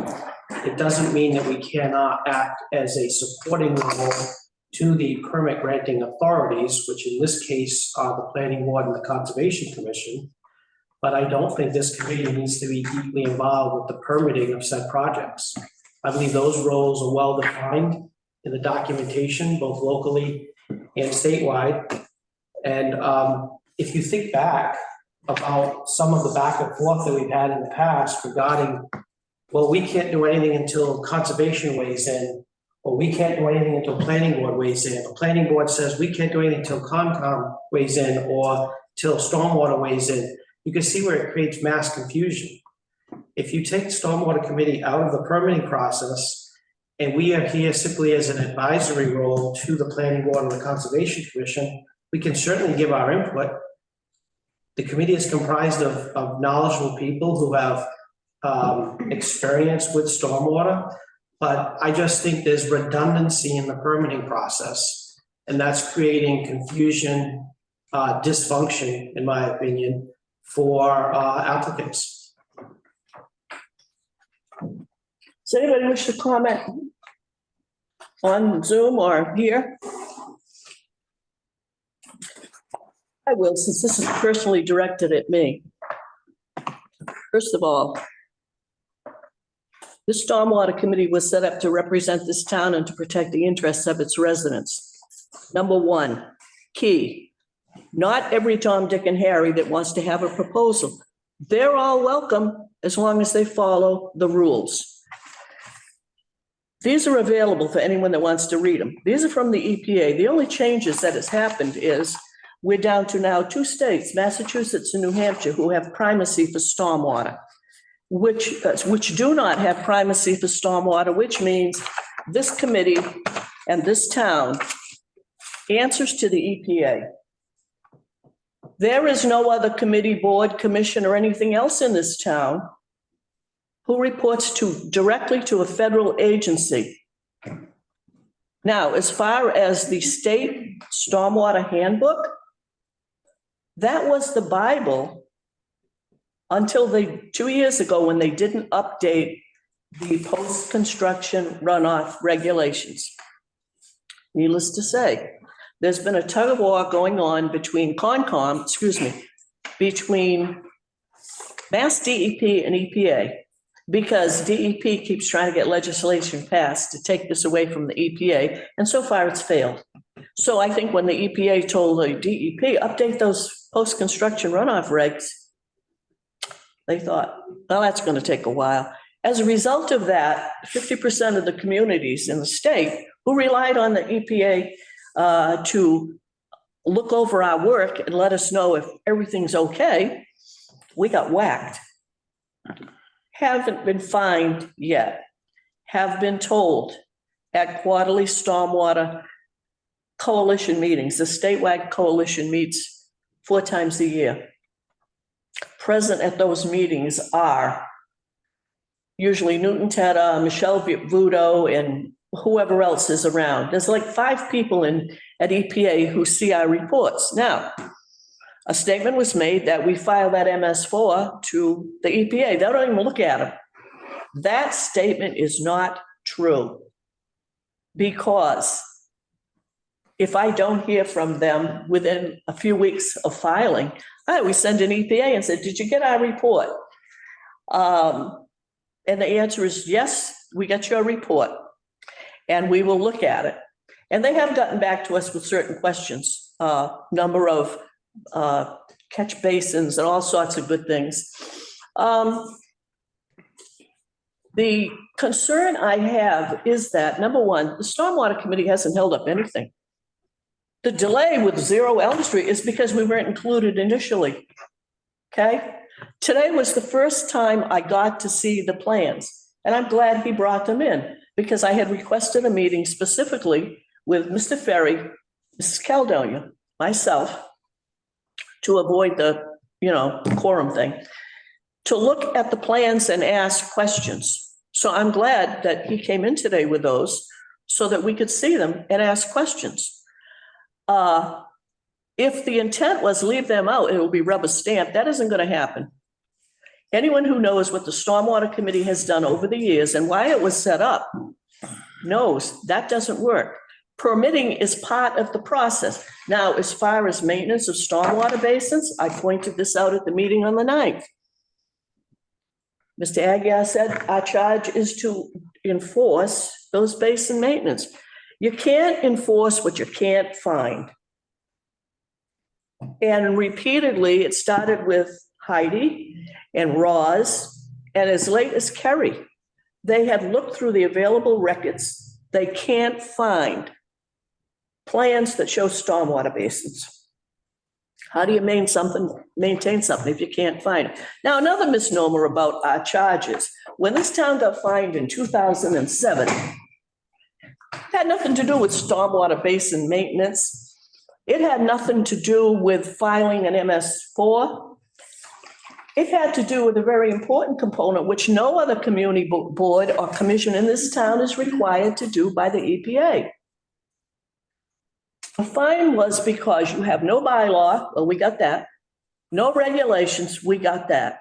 You have no educational program. Tell me what other group in this town is required by the federal government to have a stormwater education program for the public? Nobody. So when you simplify everything we do other than holding up things. This indicates to me not knowing what our original charge was.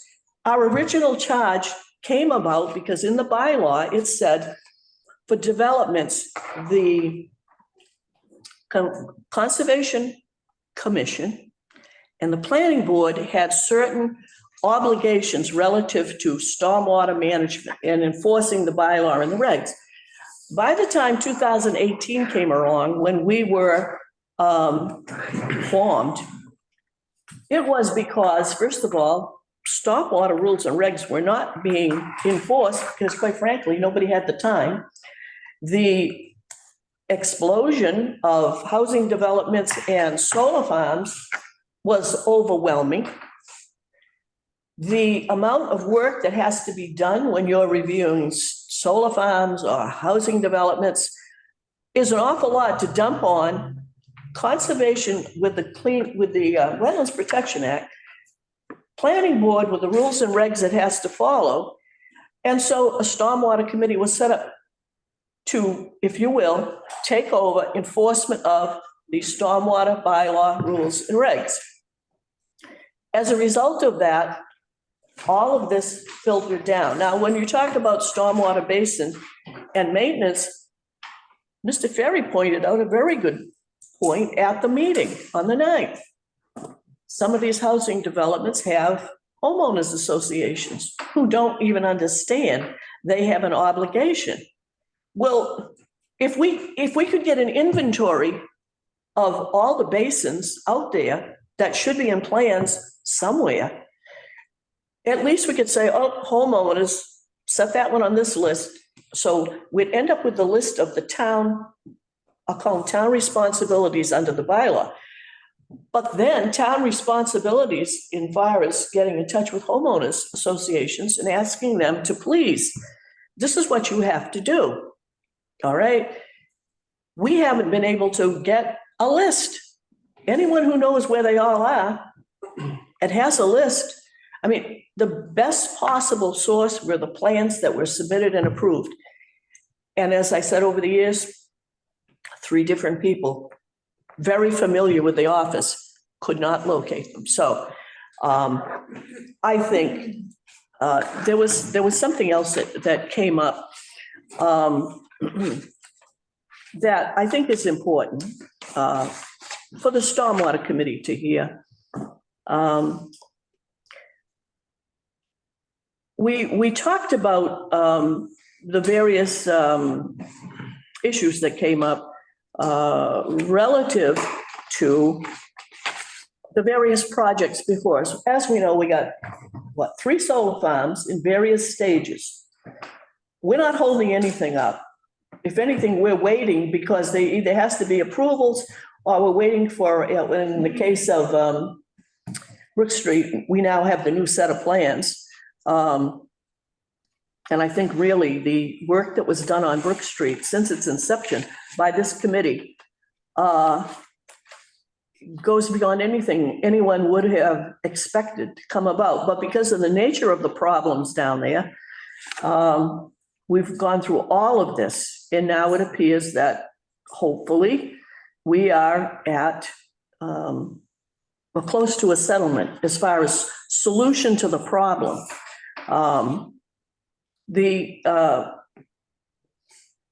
What I was referring to at the last meeting, we were talking about 0 Elm Street. And this was towards the end of the discussion on 0 Elm Street. Chairman Goulart suggested a combined meeting with the planning board. Mr. Zaga said they thought they were doing everything correctly.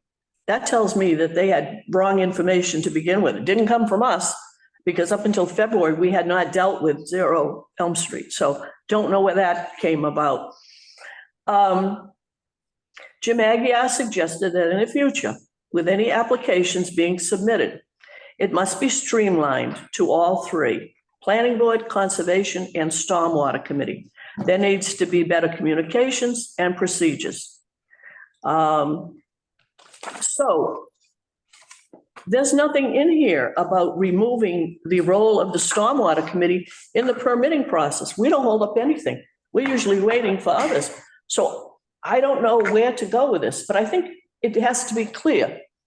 I think the Board of Selectmen has got to make a decision on whether or not this committee continues, under whose guidance it operates.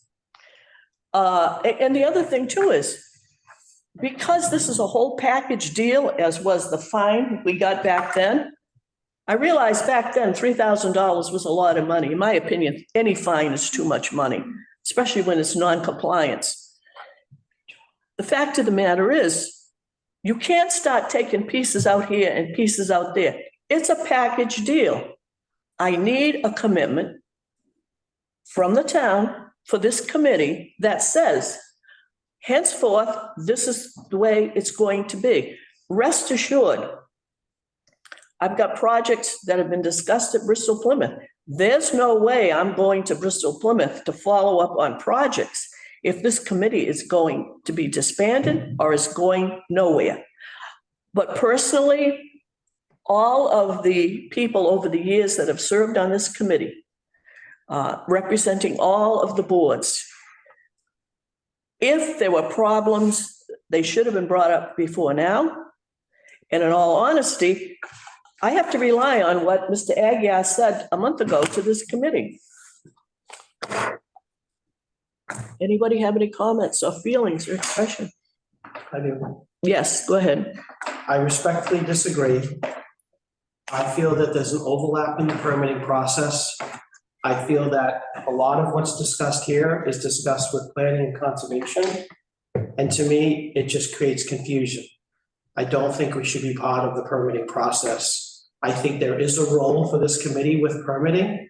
However, most of what we've permitted lately, I think can be done through planning and conservation.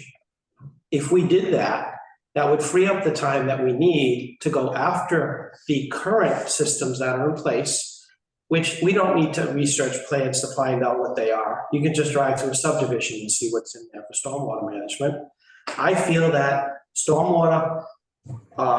Stormwater Committee can play a bigger role in making sure the operation of the current systems that are online and in place are being maintained properly, because design is just as important as maintenance. You can design anything you want, but if it's not maintained, then it's not going to act properly, and it's not going to function the way it was intended.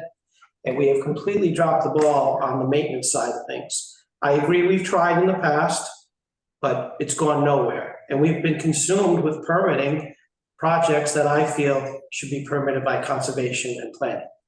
So that's my opinion. It doesn't mean that this committee doesn't have a role. That's not the case. It has a role, just not in the role that it's evolved into. No, not in the role you want to assume.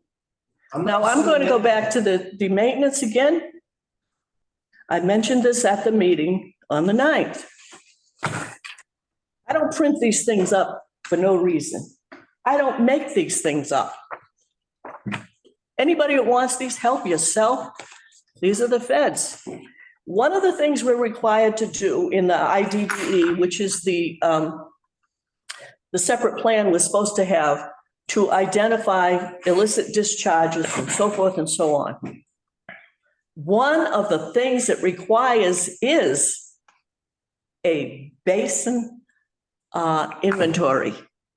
If we don't have a basin inventory, how do we ride around this town and say, oh, sir, you got a stormwater basin on your property you haven't maintained? Where is it listed on a town document? We have no authority at all, simply because we're not in compliance with the IDDE. That is a federal requirement. That was the whole basis for doing the research to find the basins. I certainly wouldn't have asked those 3 employees to go back and do research over the years if it wasn't required. Not my requirement, it's part of the IDDE. If you don't have the inventory, how do you go to anybody and say, you haven't maintained that basin? The only basin I know of that we were actually called to get involved with was, and it involved the septic field too, when the homeowners were taking up, I guess they have by now, Sunny's Way, we didn't go out there because we went out there. We were invited to go out there and look at it because the homeowners wanted to make sure when they took over the maintenance issues from the developer, the basin, stormwater basin was okay, and they even got the septic field involved. So what came out of that, we went out and actually did a field visit, site visit. And they did what had to be done. You got to trim the stormwater basin, and they moved a gate in a fence because the homeowners wanted that. And then they had to mow the septic field. That's the only basin I'm aware of that we have gone out and actually, after someone's request, actually gone out and done that. The only other one that I mentioned that got enforced because it was dangerous was the one on Elm Street in a housing development where there was a pit, unfenced, grown up with trees and all this stuff. But there were other problems where they hadn't completed the development, not stormwater problems. And the developer wanted the bond released. And the town said, not until you do the stormwater basin, and they fixed sidewalks and I think lampposts. But the town as a unit said, no, the basin, the bond will not be released until this list of things is completed.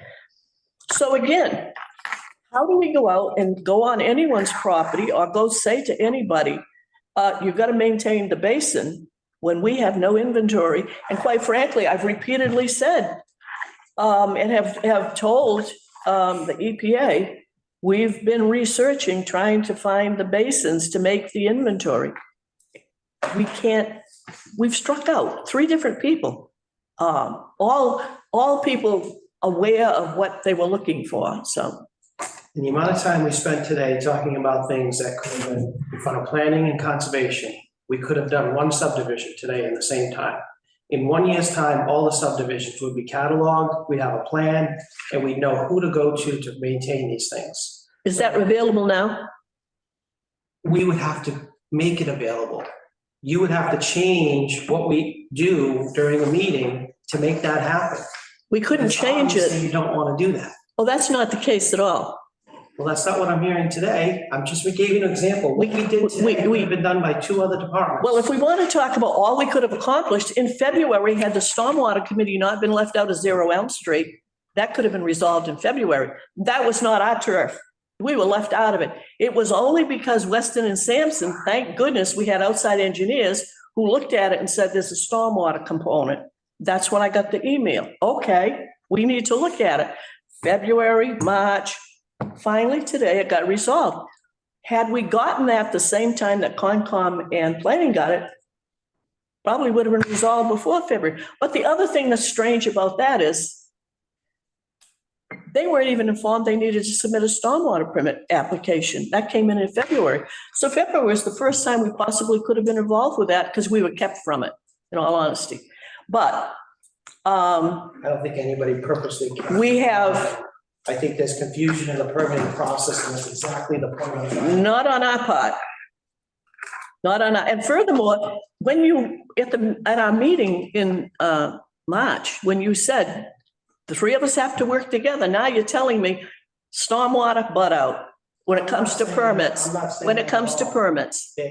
There is some permitting that I think is applicable, but the majority of the things that are on our agenda every week should be in front of planning and conservation. I don't think we need to be involved in it. And yes, we are dropping the ball on the maintenance of existing systems. We are, because none of them have been maintained. Because we don't know where they are. Now, since you brought that up, the inventory of basins, obviously, anything that's current, that can be done now. What we were trying to do was to have a complete inventory. And the concern has been, you know, like if you drive down 138, you look at Jennifer Lane, you can inspect that basin from your car. It's mowed grass, it drains, and everything else. Other than that, That's when you don't even have to tell them you gotta maintain it, because it looks good all the time. But in any case, I think the next step is I will get in touch with the Board of Selectmen. I will ask them to put us on the agenda to determine where we're gonna go. Because without direction, I don't see how we function. We've got all of this work ahead of us. And up until now, I mean, we've been here since 2018. The time, I guess the straw that broke the camel's back was 0 Elm Street. Because nobody stepped forward before then about any of our solar farms, any of the housing developments that are out there. Not at all. And that makes me wonder what prompted it. But in any case, since the Board of Selectmen is the appointing authority, and the chairman of the Board of Health says fine with him if the selectmen want to take it over, the Board of Selectmen has to determine what they're going to do with the Stormwater Committee. If the plan is to start pulling things apart, no. As a matter of fact, the concerns I have are serious enough that I intend to notify the EPA of what has occurred and advise them I'm not sure where we're going with stormwater. Because I just want them to know up front, don't come after the Stormwater Committee if in fact we aren't here or our obligations under the NIPD's permit, and then the 10-year notice of intent that was submitted, everyone on the committee at the time approved that notice of intent. You don't change the notice of intent once it's been accepted, and it was accepted. No one's suggesting that regulations aren't followed. No one's suggesting that. I think with due respect, you're out of line. The question is who is the permitting authority? There is conflicting language in the documents here in this town about who they are. That's why we're going to have Weston and Sampson do that work for us. What I'm saying is that we are looking unprofessional. That's exactly what we're doing. I don't think this committee is looking unprofessional. I think there are concerns about some departments in this town and questions being raised about how they function. And quite frankly, stormwater is not one of them. I'm not pointing fingers at anybody, but I hear the same things over and over and over. And again, I go back to the last meeting. You yourself stated there has to be better communication between the three major boards involved with permitting. So to say now, take permitting away from the stormwater, there's no basis for that. Or what you said at the last meeting. No, that's not. It's not relevant. That's not what I said. There are some permits that this committee would have jurisdiction over. There are. But most of what we permit and hear on a monthly on permits that should be issued by planning and conservation. I never said that there was no role for this committee. It's just not on the path that we're currently on. It's on the existing path based on our original charge and obeying the feds. Now, my guess is if we still had an in-house qualified person as a stormwater agent, we wouldn't be having this discussion either. I think that with the changes that have occurred at the Board of Health level and the changes in employment and the reasons why we had to go out and get professional engineering services, because number one, they're really needed. Number two, we need engineers who are qualified, who are unbiased, who can look at everything and make professional recommendations. There's no question. There is, I'm going to read this into the record quickly. This is an email that I opened up today because the email that went out asking you to look at those stuff, I said, don't respond to me. Just look it over, we have it for the meeting. This was a message that I got, everyone was copied on it. So it's a public document. It's from Mr. Aguirre. Morning, everyone. My presence at the meeting you mentioned was through invitation. I have better things to do than to spend my evenings discussing stormwater. This refers to my comments about violating the open meeting law when there were 4 stormwater people present.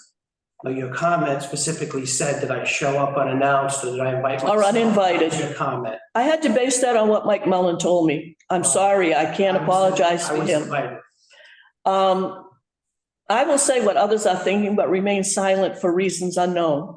Stormwater started in Dayton with good intent. I enjoyed the work we did to help alleviate illicit discharges and improve everyone's quality of life through proper SW management. However, under Mrs. Goulart's leadership, it has now morphed into an arm of government that has misread and manipulated the regulations and forced the Stormwater Committee into regulatory facets for which it has no legal authority. In fact, its actions as of late have placed the town in precarious positions that may be difficult to defend. My problem is not with the Stormwater Committee Chair, Nancy. Nancy has done a tremendous amount to support the town in a positive light through her years of public service. My issue is with the way the committee has allowed itself to deviate from its intended role and purpose. The committee has lost its core goal of supporting, enforcing, and maintaining the SW infrastructure in town. The monthly agendas have failed to address the existing stormwater systems throughout the community. Instead, we spend too much time discussing matters outside of the committee's jurisdiction. The Stormwater Committee role in town is an important one, but it must be brought back in line with its core objective. It was never intended to be the sole permitting arm of government for proposed stormwater management. Those roles are for PB and Concom. SW permitting allowances are focused. S-water permitting allowances are focused. They should have been defined long ago. SW should be focused on ensuring the SW systems permitted by PB and Concom are being maintained and continue to function as intended. Time spent on existing systems is minimus in comparison to permitting things we should have nothing to do with. As the final permitting and enforcement authority for just about every project in this town, I ask us to finally fix this problem. We are being labeled as unprofessional, obstructive, and dysfunctional. Those are all things I have strived to keep out of my office since I chose to serve the people. It is shameful that we have allowed this to happen. All I can say is, based on everything we have done since our appointments, we have followed the letter of the law as laid down by the EPA. All of the processes we followed have obviously not created major problems. I don't know where the complaints are coming from because they should have come to this committee. I do remember a few meetings ago when there was comments that a developer was unhappy with what was happening, and Mr. Woods put the question right to them. They didn't have anything to say. I think it's obvious that when the Stormwater Committee gets the information it needs to make an informed decision that is, number one, legal, number two, fair, treats everyone the same who may have similar circumstances or permit requests, there is no question that we followed the charge we had.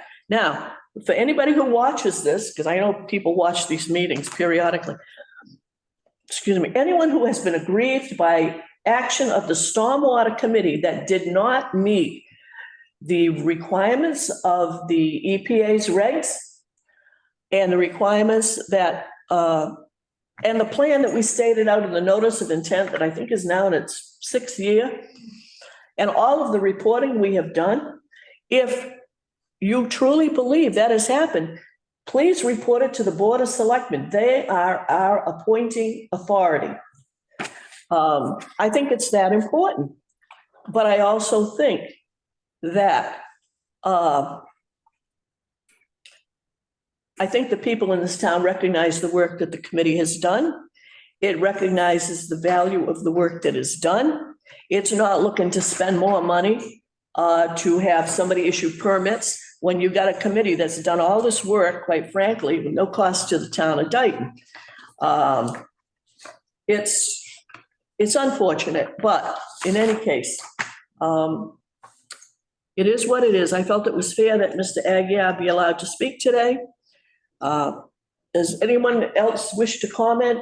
Because if not, we got to quickly finish this agenda. I don't think it's going to take long, but we got to hit all these items. Are we voting to send this to the Board of Selectmen? If there is a motion and a second and it's voted, yes, absolutely.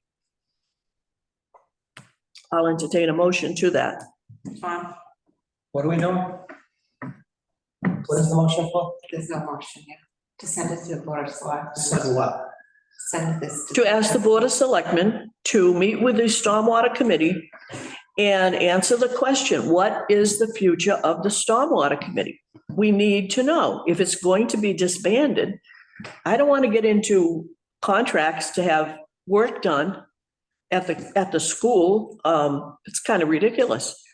If anything, I'll stop here. All right. So is there a motion to have me send a request to the Board of Selectmen that we be placed on an agenda for discussion of the future status of the Stormwater Committee? Tom, She's entertaining a motion specific that's not pointing to what we're. So in reference, if I may, in reference to last week's meeting and a proposal that's being presented to us to comment on, is that number one, is that a regulation? Bylaw change? The thing that came out for the, So there's conservation planning board. it quite frankly has no standing because of the open meeting law violation. But secondly, all Mike said was I should Concom, planning and stormwater chairs, send this out to your committee. So right, so are they expecting comment on it? And what are they trying to do? Is this a bylaw change or a rule and regulation? The bylaw changes and the regulation changes will all come about when the work is completed by Weston and Sampson. The only thing that's held that up is getting the ARPA money, and the selectmen voted to go to get the money. So as far as for us to act on what they gave us last week, a comment on is not. The other thing that's mentioned, it mentions the Concom responsibility for the Wetlands Protection Act. There's no mention at all of the Clean Water Act, which is as strong as federal legislation, and that's where it falls under stormwater. So that's what I said. I wasn't involved with this. I didn't understand why it was asked for. And quite frankly, it didn't fall within the purview of the agenda as it was written. I was not involved either. Neither was I. But Jim Reardon, can you weigh in a little bit? Is this something that you and Mike without Mike being here, had intended this to be reviewed by each committee to discuss it? My understanding is that Mike sent that around in the beginning of March, and I believe I was CC'd on that, and it included the members of each of the major boards, or the chairs, I should say. And I did have involvement in drafting that. I put that together under Mike's direction, and then provided it back to him. But I mean, what is the expectation that we, the committees, do with it? Because are we supposed to be reading it out loud for the committees to consider it? Or is it something, do you want feedback? Mike, at the time he sent the email around, asked for feedback on it. He didn't say how to gather that feedback. So whether that is brought up at specific meetings like this one or not, it wasn't explained in the email. So the reason why I brought it up, because it kind of dovetails with what you're requesting for us to act on, should we go to the selectmen to discuss the future of the Stormwater Committee or not, or are we going to entertain the document, or are we going to do them at the same time? This document is not correct. If anything, this document, I want it revised to truly reflect the federal law that this committee operates under. Right, they're asking for comment. So right? I can't ask you to discuss it and put stuff on it, because if all of this other stuff, these emails, if this had not happened, and this were, send this to the committee, and it would be an agenda item, I'd be saying to you today, well, you've all seen it. Here are some issues that have been omitted. How do you discuss anything relative to stormwater or stormwater management or any of that stormwater related stuff when there's no mention of the Clean Water Act? That is the law that is clear we have to follow. That's why we have to report. That's the whole gist of the stormwater thing. These are not local regulations per se. Our local regulations, in some cases, or our bylaw, are stricter than the feds. But in reading this, there's too much left out. So I'm not sure if Mike is expecting individual, meaning committee, board, committee, commission responses. I don't know. He was copied on all the emails. There has been no response from anybody. So that's why I think, because we are appointed by the Board of Selectmen, the Board of Selectmen has to take the steps and let us know what's our status to weigh in on all of this stuff, want to make comments.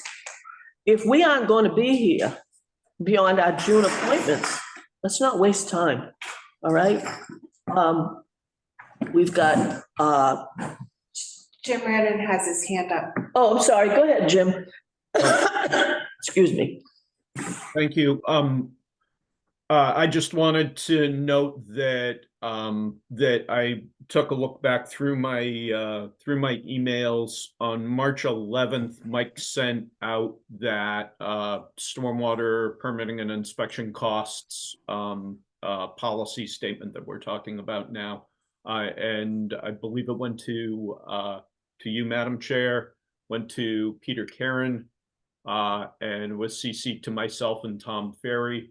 And he did ask, could you please have it added to the SWC agenda for the next meeting?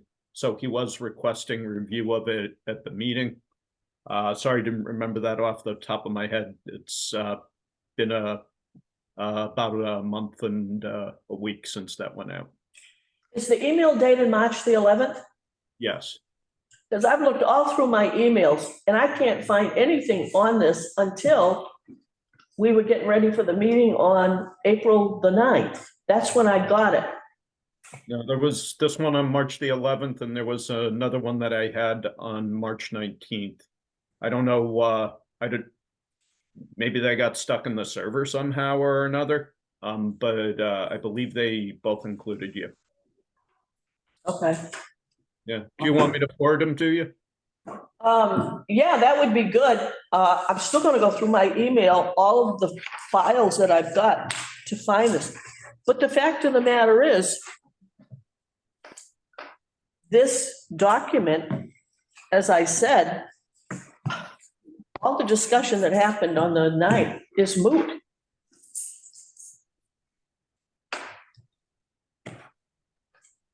If anything, we need to have a meeting properly posted, because I understand planning board wanted to have their members attend this meeting and they were denied.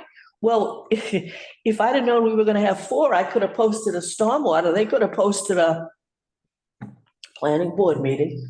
But if everyone is supposed to give them feedback, yeah, we need to have a meeting to discuss it.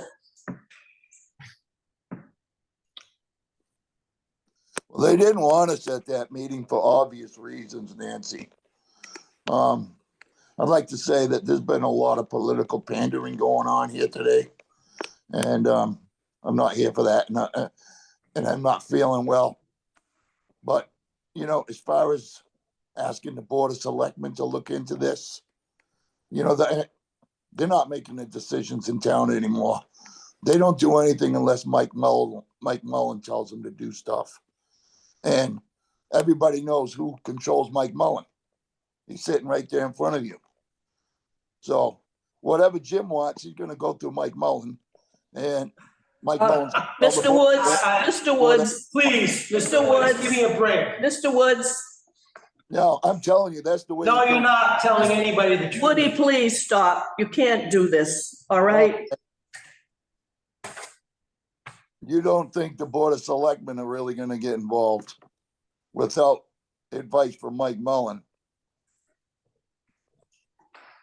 You know, I mean, come on, I was born at night, but not last night, and that's all I'm gonna say. Thank you. We've still got a quick agenda items. Is there any more discussion on this? You know what? I don't need a vote of the committee to take this to the Board of Selectmen. This is an open public meeting. They can watch the meeting. I can make the request. They can say yes or no. But in any case, the public is going to know what's going on and what the status of the Stormwater Committee is. I intend to let the EPA know what our unknown status is, because I am not going to have the EPA showing up, looking at something. I have been straight with them all along. We have not completed our stormwater management plan. We have not completed the IDDE. Yes, we're doing our best to live up to the notice of intent. Again, I think we're in year 6, which they approved. Yes, we are doing everything we need to do for our MS4s. When those reports are submitted, they're true, because the person who signs those reports, in effect, takes an oath. And the person who signs them is me, and I was voted by the Board of Selectmen to sign them because the person who signs them has to answer for them. So I want the people to know what has been sent to the EPA is clear, is straight as can be, including the stuff we haven't done. So if there's no objection, I want to move on to agenda item 7. Brandon has his hand up. It never went down. Oh, you gotta put your hand down, Jim. Oh, sorry about that. Do we have any unanticipated items? I don't know what they could be. Public input. You don't have any public input? Okay. Correspondence. I don't think we have any. No. Approval of the minutes of February 21 and March 20th. There was only one change on the 20th, and that was the deletion of Kerry Easterday, and I think I added Rich Riccio before they went out. So other than that, I haven't heard from anybody. So is there a motion? We gotta wait for Dave to come back. All right, so report on expenses. We didn't have any expenses, did we? No. That you're aware of? Okay, as soon as Dave comes back, we can act on minutes. I know we're well over our 2-hour time limit here.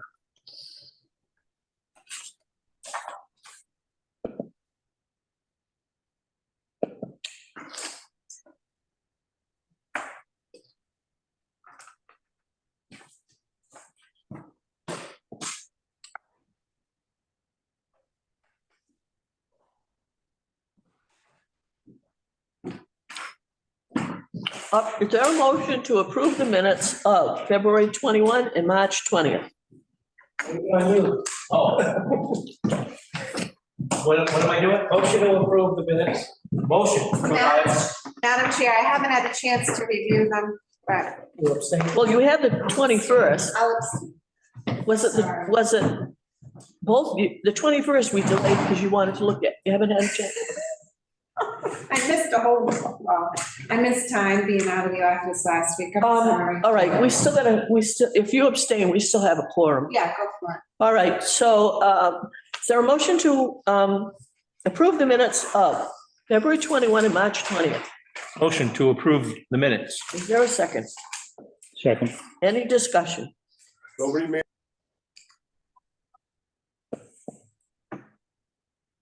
What, did you have anything, Mr. Woods? Yeah, I can hear you. What did he say? I can hear you. One more time, Woody, what did you say? What do you want me to say? I think I said No, enough. Woody, do you have any comments on the minutes for the February and March meetings? No, I don't. Okay, hearing no discussion, all in favor? Aye. Aye. Aye. Mr. Woods?